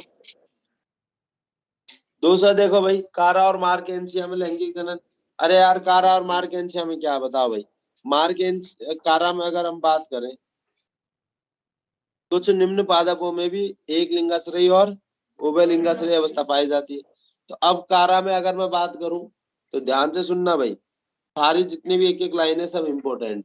कारा में नर जननांग मेल ग्लोब्यूल, मादा जननांग न्यूक्लियस। न्यूक्लियस। इनको हम एंथ्रीडियम ओगोनियम बोल सकते हैं। यस, बोल सकते हैं, एंथ्रीडियम ओगोनियम बोल सकते हैं। लेकिन क्योंकि जितने भी सवाल उनमें एक कोशिकीय और जैकेट विहीन होते हैं, आवरणहीन, तो यहाँ पे जैकेट युक्त होते हैं तो बहुकोशिकीय हो गए, तो इसलिए थोड़ी सी भिन्नता दर्शानी ग्लोब्यूल और न्यूक्लियस। लेकिन क्या एंथ्रीडियम और ओगोनियम बोल सकते हैं? अंडधानी और बोल सकते हैं, इसमें कोई दिक्कत नहीं है। तो देखो भाई, ये जननांग समय। अब आप कहोगे सर नीचे तो इसके वो शाखा ही नहीं है, इधर ही तो दिखा रहा है। अरे वो पूरा चित्र नहीं बताया, ये मान लो इसके नीचे भी शाखा है। बात क्लियर सबको? लो तुम्हारे कड़े इसके लिए खत्म कर देता हूँ। लो ये मान लो, आगे बात समझ में? अब कोई दिक्कत? बताओ, नर जननांग नीचे, मादा जननांग ऊपर। बात क्लियर है सबको? यस और नो? ऊपर की ओर स्थित। ये सब मैंने लिखवाई है नहीं लिखवाई बताओ? वहां पे है ना, कारा आया था जब, तो देखिएगा। कारा एक हरित शैवाल है, इसमें जननांग अत्यधिक विशिष्टीकृत होते हैं। तो बताइए ऐसा कौन है कौन से शैवाल जिनमें जननांग अत्यधिक विशिष्टीकृत होते हैं? बताइए। तो कुछ कार्यकर्ता जननांग को पुधानी और मादा जननांग को स्त्री अंडधानी कहते हैं, जबकि अन्य कार्यकर्ता इस शब्दावली को सही नहीं मानते। ये भी बात ध्यान रखनी, क्योंकि बच्चा क्या सोचता है ग्लोब्यूल न्यूक्लियल, और तो कहीं अरे भाई ग्लोब्यूल न्यूक्लियल ठीक है भाई, कुछ ने और नाम दे दिया भाई, थोड़ी भिन्नता होनी चाहिए। कुछ ने कहा नहीं हम तो अंडधानी और पुधानी कहेंगे, क्या दिक्कत है इसमें? बात क्लियर है सबको? तो उनके अनुसार बताइए भाई, नर जननांग ग्लोब्यूल, मादा जननांग न्यूक्लियल। दूसरा बताइए भाई, इस शब्दावली को मुख्यतः किसमें? कारा में भाई ग्लोब्यूल। लेकिन क्या हम पुधानी अंडधानी कहेंगे? कह सकते। बात क्लियर है सबको? Yes on? बताइए भाई, अब बात शुरू। बताओ, बहुकोश के होते हैं जैकेट। जैकेट मतलब वही है चारों ओर आवरण। अब न्यूक्लियल की जो जैकेट होती है उसमें 5 ट्यूब सेल होती है, जबकि ग्लोब्यूल में 8 परिरक्षी कोशिका और न्यूक्लियल में 5 चक्रीय कोशिका आच्छादित होता है। मैं आप बता दूं, आप एनसीईआरटी देख लेना, अगर किसी ने एनसीईआरटी खोल रखी हो तो ये शायद नलिका कोशिकाओं वगैरह के बारे में कोई बात नहीं कर रखी है। नहीं कर रखी है ना? देख लेना, अगर कर रखी हो तो याद करना, नहीं तो मत। 5 का अंक जो है वो मादा जननांग के साथ है। 5 का अंक किसके साथ है? और 8 का अंक नर जननांग के साथ है। खत्म बात। क्लियर है सबको? और 8 परिरक्षी कोशिकाएं होती है, 5 ट्यूब और जैकेट कोशिका। क्लियर है सबको? तो 5 का अंक किसके साथ है भाई? मादा जननांग के साथ, 8 का नर जननांग के साथ, और 8 परिरक्षी है। ठीक। जननांग बताइए भाई, छोटी पार्श्व अगर ऊपरी सतह पर उपस्थित है या नहीं है? ऊपरी सतह, ऊपरी सतह को क्या कहेंगे? एडेक्सियल कहेंगे, नहीं कहेंगे। ठीक। न्यूक्लियल बताइए, ग्लोब्यूल के ऊपर स्थित होता नहीं होता? अब देखो, गौर करना, कारा की अधिकांश जाति उभयलिंगाश्रयी है, लेकिन एक उदाहरण है कारा बेलिची, वो एक लिंगाश्रयी है। एनसीईआरटी में दिया हुआ है, कारा की अधिकांश जाति उभयलिंगाश्रयी, लेकिन कारा बेलिची एक लिंगाश्रयी। ठीक है। दूसरा बताइए भाई, पुंपूर्वी अवस्था है या नहीं है? यानी ग्लोब्यूल जो है न्यूक्लियल से पहले। आपको शब्द याद रखना पड़ेगा, प्रत्येक पुधानी यानी ग्लोब्यूल फीतेनुमा सर्पिल कुंडली द्विकशाभिक पुंगणु। तो एक एक बात ध्यान रखनी पड़ेगी। बताइए भाई, फीतेनुमा सर्पिल कुंडली द्विकशाभिक पुंगणु होते नहीं होते? तो एक एक बात ध्यान रखनी है। फीतेनुमा सर्पिल द्विकशाभिक, आ गई बात समझ में? पुंगणु। क्लियर है सबको? जबकि अंडधानी में बताइए भाई, एक अंड कोशिका, और दूसरा बताइए मंड में तेल की गोलिकाएं उपस्थित होती है। कोई दिक्कत किसी को? एक एक शब्द ध्यान रखना है। मंड में तेल की गोलिकाएं या कणिकाएं। क्लियर है सबको? और कितनी अंड कोशिका? एक। जबकि बताइए भाई, पुधानी में कितने पुंगणु उपस्थित होंगे या कितने पुंगणु होते हैं? एक या? मैं अभी ठोकूंगा तुम्हें। मैंने क्या कहा? 8 तो परिरक्षी कोशिका है, 5 नलिका कोशिका। अरे पुंगणु तो कितने भी हो सकते हैं ना?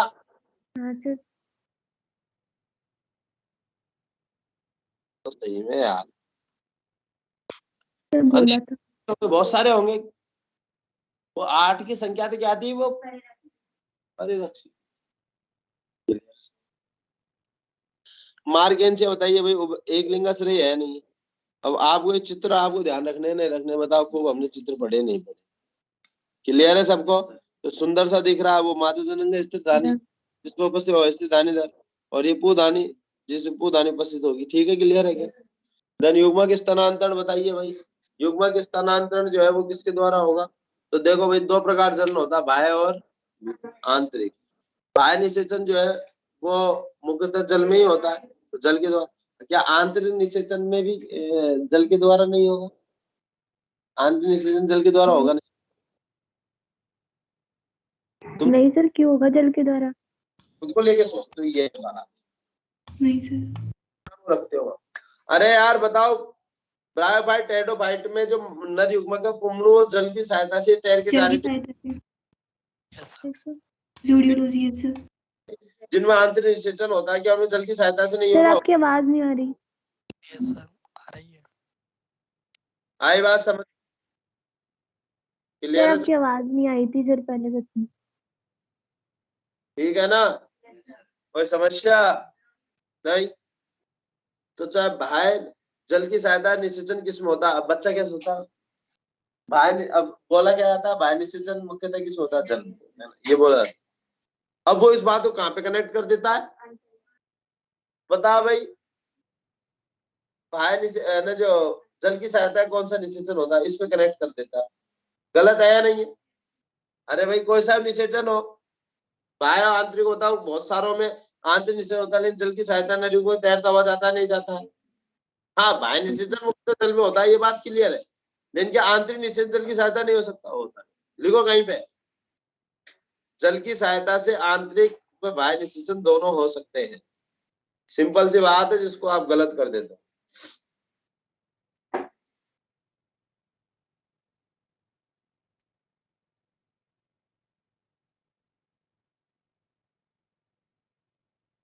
आ गई बात समझ में? सर आप थोड़ा फास्ट बोल रहे होते हो तो फिर आवाज चली जाती है सर। ठीक है, तो बाह्य निषेचन व आंतरिक निषेचन, जल की सहायता से बाह्य व आंतरिक दोनों निषेचन हो सकते हैं। ठीक है, क्लियर है क्या? यस और नो? अब युग्मक नर व मादा युग्म को निर्माण के बाद बताओ संलयन, यानी निषेचन युग्म संलयन। ठीक है भाई, ये सुसंगत, सुसंगत का मतलब है कॉम्पेटिबल। भैया थोड़ी है इंसान का जो नर युग्म को किसी और जानवर के युग्म के साथ संलयित हो जाए, ऐसा नहीं है। तो सुसंगत मतलब समझ गए, समान जाति। कुछ कवकों सहवालों में बताइए भाई, कुछ कवकों सहवालों में दोनों युग्मक चल होते हैं नहीं होते? लेकिन अधिकांश में अगर हम देखें तो अधिकांश में मादा युग्मक अचल और नर युग्मक चल होता है। बात क्लियर है सबको? और एक माध्यम की आवश्यकता होती है जिसके द्वारा नर युग्मक गति करे। ठीक है, क्लियर? तो दोनों, कुछ में तो क्या होता है, दोनों युग्मक क्या होते हैं? चल होते हैं। किसी में, अधिकांश में क्या होता है, नर युग्मक चल और मादा युग्मक। और कुछ ऐसे भी जहाँ पे दोनों युग्मक चल नहीं है, दोनों अचल है। NCERT, plant kingdom. पोलिसिफोनिया। आ गई बात, रेड एल्गी। ठीक है, दूसरा एक है ना हरा शैवाल भी था, यूलोथ्रिक्स और स्पाइरोगाइरा। स्पाइरोगाइरा में दोनों चलो, स्पाइरोगाइरा में दोनों अच्छा। आ गई बात? तो शैवाल, ब्रायोफाइट, टेरिडोफाइट बताओ भाई, जल युग्मक स्थानांतरण का माध्यम है या नहीं? बोलो, आया ना? अधिकांश, अब इसमें क्या होता है, वो नर युग्मक बहुत ज्यादा मात्रा में रिलीज करते हैं। क्यों? क्योंकि भाई निषेचन हो भी जाए नहीं भी हो, तो निषेचन की संभावना बढ़ाने के लिए क्या होते हैं, नर युग्मक बहुत ज्यादा मात्रा में मुक्त होते हैं। बात क्लियर है सबको? यस और नो? अरे तभी तो जाके निषेचन हो पाएगा। बोला है? आप हमारे अंदर देख लो, एक बार का जो इजैकुलेशन होता है ना, उसे 1.5 to 2.5 मिलियन स्पर्म्स प्रेजेंट होते हैं। अंड कोशिका कितनी है? एक। बात क्लियर है सबको? Yes sir. तो युग्मकों की संख्या बताइए जो इनमें जल की सहायता से हो रहा है निषेचन, उनमें क्या हो रहा है? बहुत अधिक मात्रा में नरयुग्मक मुक्त करने पड़ते हैं, जिससे कि ज्यादा से ज्यादा संलयन के चांसेस बन सके। ठीक है, बीजीय पादप, बीजीय पादप बताओ कौन? बीजीय पादप कौन? बस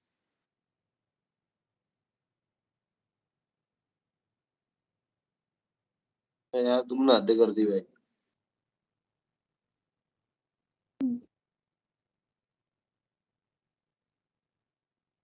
चाहे कोई सा भी पादप, बीजीय पादप जो बताओ, पराग नली की सहायता से ऊपर स्थानांतरित होते हैं नहीं होते? बोलो आया ना? Yes sir. हाँ सर। सहायता सिफोनोगेमी याद आ गया होगा। अब जो आ निम्न गया सर।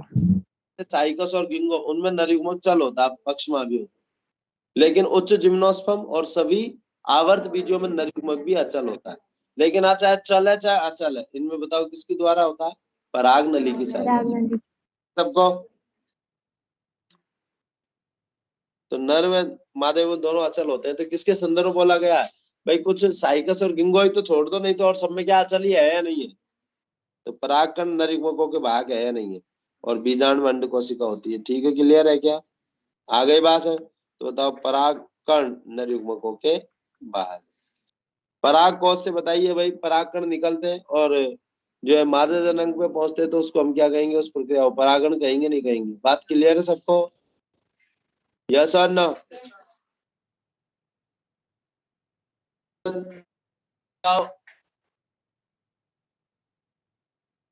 बेकार है या नहीं? क्या लैंगिक जनन हो पाएगा क्या? तो बिना निषेचन के लैंगिक जनन असंभव है नहीं है? तो ध्यान से सुनना भाई, जो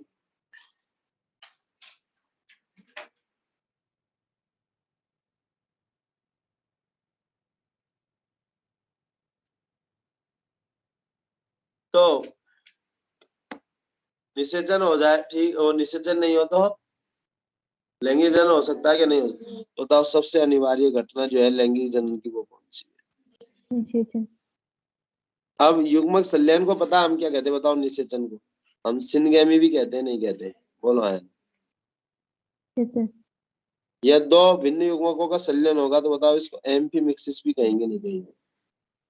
ये सब शब्द मैंने लिखवाए हुए हैं, लिखवाए हैं क्या? Yes sir. बताइए भाई क्या बनेगा? द्विगुणित युग्मक बनेगा नहीं बनेगा? युग्मक संलयन जो है बाह्य माध्यम में भी हो सकता है, जीव के शरीर के अंदर भी। तो क्या जीव के शरीर अंदर होगा तो क्या जल की सहायता नहीं हो सकती? अरे हो सकता है। बात क्लियर सबको? हाँ, सामान्यतः जो बाह्य निषेचन जो होगा वो माध्यम क्या होता है? जल। लेकिन जल की सहायता निषेचन वो बाह्य भी हो सकता है और आ गई बात समझ में? वे चले जाता है। इस आधार पर युग्मक संलयन को दबाओ बाह्य निषेचन। तो बताओ भाई, जीव के शरीर के बाहर माध्यम, आ गई बात समझ में? और वो कौन सा? सामान्य जल। तो अधिकांश जलीय जीव जैसे शैवाल, मछली, उभयचर, जो जीव बाह्य निषेचन दर्शाते हैं, बताइए उनमें क्या होगा? ना बहुत अत्यधिक हो सकता है भाई, कुछ बहुत सारी उम्र मर जाए, लेकिन कुछ तो संलयन होंगे तभी तो जाति बनी रहेगी। दूसरा, नर और मादा जनन अंगों का परिपक्वन भी समकालिक होना चाहिए नहीं होना चाहिए? क्योंकि पता चले नर जनन तो पहले हो गया, मादा जनन बाद में, तो बताओ नर युग्मक तो मर गए, फिर मादा जनन विकसित हुआ, मादा युग्मक मर गए, तो बात क्लियर है सबको? तो समकालिक होना चाहिए। बात क्लियर सबको? वे जीव जो बाह्य निषेचन दर्शाते हैं, बताइए लिंगों में प्रतिवेशी माध्यम में युग्मों को अधिक संख्या मुक्त करते हैं और निर्मुक्त यानी परिपक्वता में समकालिकता दर्शाते हैं। ठीक है, क्लियर है? दूसरा बताइए इससे संबंधित प्रमुख हानि क्या है? बताओ बहुत सारे जो बच्चे उनको खा जाएंगे नहीं खा जाएंगे? आगे बात। तो प्रौढ़ता तक इनकी उत्तरजीविता का खतरा रहता है, तो इसलिए सपोज लाख हजार बन रहे तो 20-30-100 तो बचेंगे, अगर 900 कुर्बान भी हो गए तो। आगे बात सब। आंतरिक निषेचन, आंतरिक निषेचन बताइए भाई, जीव के शरीर के अंदर होता नहीं होता है? अधिकांश पादप यानी ब्रायोफाइट, टेट्रोफाइट, कुछ शैवालों में भी होता है जैसे स्पाइरो। आपको याद रखने की, क्योंकि ये तो सबको पता होता है ब्रायोफाइट, टेट्रोफाइट। ठीक, तो अंड कोशिका का निर्माण बताओ मादा शरीर के अंदर होगा नहीं होगा? तो कौन सा निषेचन है जिसमें बताओ अंड को बेहतरीन निषेचन? नर युग्मक बताइए भाई, जल या परागनली की सहायता से। देखो आ गया ना? आप ये थोड़ी है कि केवल भाई बाह्य निषेचन, अरे वो तो कहा भाई बाह्य निषेचन जो है वो सामान्य किसमें है? जल में होता है, लेकिन जल की सहायता निषेचन बताओ बाहरी या भीतरी दोनों होता नहीं हो सकता। बात क्लियर है सबको? ह्यूमस संलयन संभावना बढ़ाने के लिए बताइए भाई, यहाँ पे क्या होता है? यहाँ पे वहां पे तो दोनों ही नर और मादा युग्म बहुत ज्यादा अत्यधिक संख्या में, लेकिन यहाँ पे नर युग्म बहुत ज्यादा। बात क्लियर? और अंड बहुत कम होती है, नहीं होती है, एक या दो। बोलो आयन। निश्चितोत्तर घटना है, बताओ भाई युग्मनज। कोई भी लैंगिक जनन करने वाले जीवों की जो पीढ़ी की प्रथम कोशिका होती है युग्मनज ही होती है, नहीं होती? बताओ, ये लिखवाई हुई है मैंने आपको, प्रथम कोशिका। युग्मनज सदैव द्विगुणित होगा, नहीं होगा? यस। अब उन जीवों जिनमें बाहरी माध्यम बनता है बाह्य निषेचन, जिन जीवों आंतरिक निषेचन। बताओ, दो पीढ़ियों के बीच की बताइए महत्वपूर्ण क्रमागत पीढ़ियों के बीच की महत्वपूर्ण कड़ी है या नहीं है? बोलो आया ना? आ गई बात समझ में? कोई समस्या नहीं ना?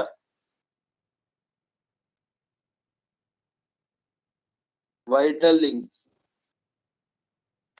अंग्रेजी में लिख लो। आ गई बात समझ में? ये क्लियर है क्या? अब अगर ध्यान सुनना, कोई भी जो जीव है, मुझे एक बार बताओ, निम्न जीवों में लैंगिक जनन कब होता है? प्रतिकूल अवस्था में होता नहीं होता? तो निम्न जीवों में लैंगिक जनन सामान्यतः प्रतिकूल अवस्था में होता है। क्यों?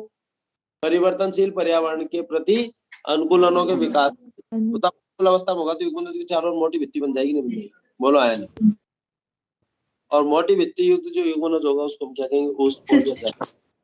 तो कॉपी के कहीं पे लिखो, लिखो निम्न जीवों में लैंगिक जनन, निम्न जीवों में लैंगिक जनन, निम्न जीवों में लैंगिक जनन सामान्यतः प्रतिकूल अवस्था में।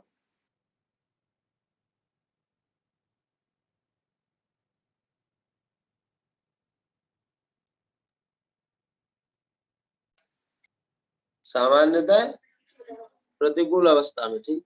अतः युग्मनज के चारों ओर मोटी भित्ति।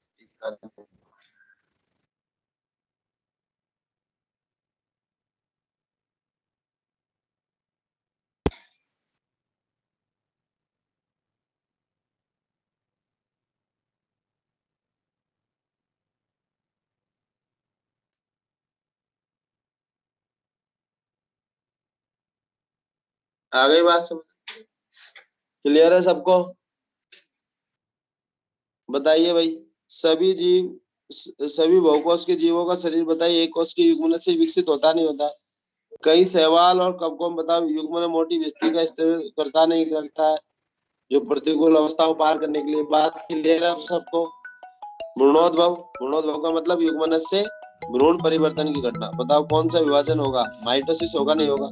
बोलो आया ना? तो जीवन चक्र के निर्माण में बताओ पूर्व भ्रूण बहुकोश की अवस्था में होता है। बताओ समसूत्री विभाजन द्वारा। बात क्लियर है सबको? यस और नो? और कोशिकाओं में क्या होगा? फिर विभेदन होगा।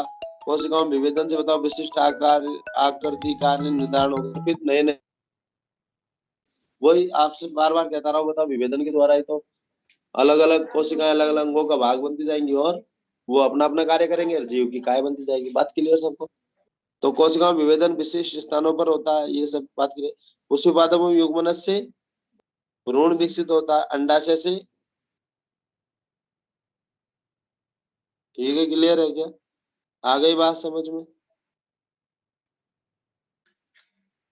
एक बात लिखो,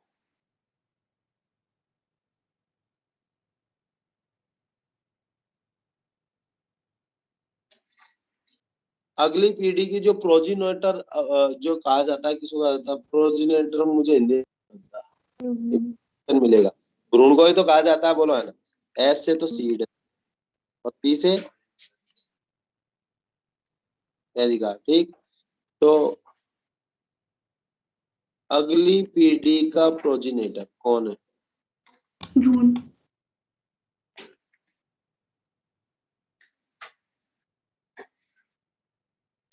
भविष्य तो कुछ भविष्यद है ना? यस, भविष्य। ठीक है जी, क्लियर है क्या? आ गई बात? बताओ भ्रूण को हम क्या कहते हैं? बेबी प्लांट भी कहते हैं, नहीं कहते? ये तो पता है ना आपको, क्लियर है सबको? चलो एक्सोगेमी का मतलब क्या होता है? एक्सोगेमी का मतलब क्या होगा बताओ, क्या होगा? बाहरी बोल जो मन आ रहा हो, सोचा मत।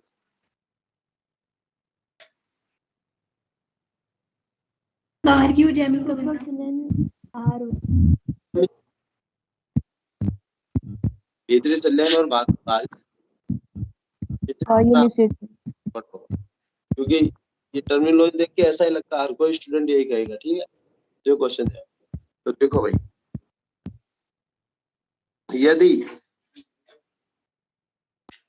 यदि संलयनकारी युग्मक भिन्न कायों पर निर्मित, आ गई बात समझ में? यदि संलयनकारी युग्मक भिन्न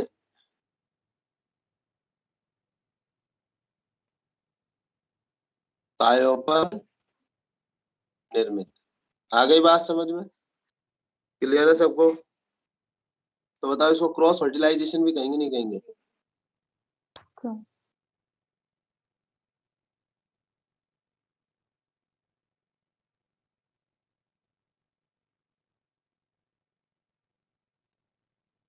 ठीक। दूसरा एंडोगेमी, अगर यदि समान काय पर निर्मित, आ गई बात समझ में? तो समान काय पर निर्मित होंगे तो बताइए भाई, इसको हम क्या कहेंगे? सेल्फ फर्टिलाइजेशन कहेंगे, नहीं कहेंगे? बोलो, है ना? क्योंकि स्वनिषेचन ही तो हो रहा है एक ही काय पे।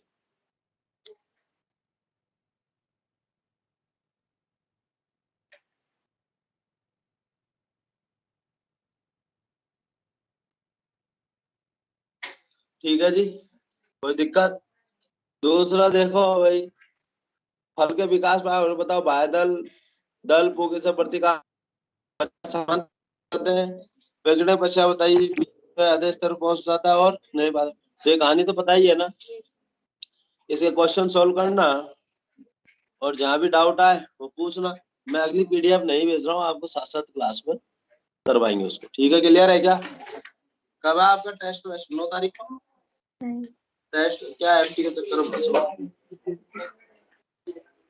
सर फिजिक्स में तो हो ही नहीं पाया। संभव नहीं, असंभव है वो।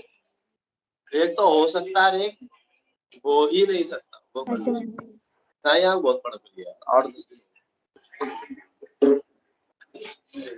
बहुत ही बड़ा। चलो जी, ठीक है, जाओ।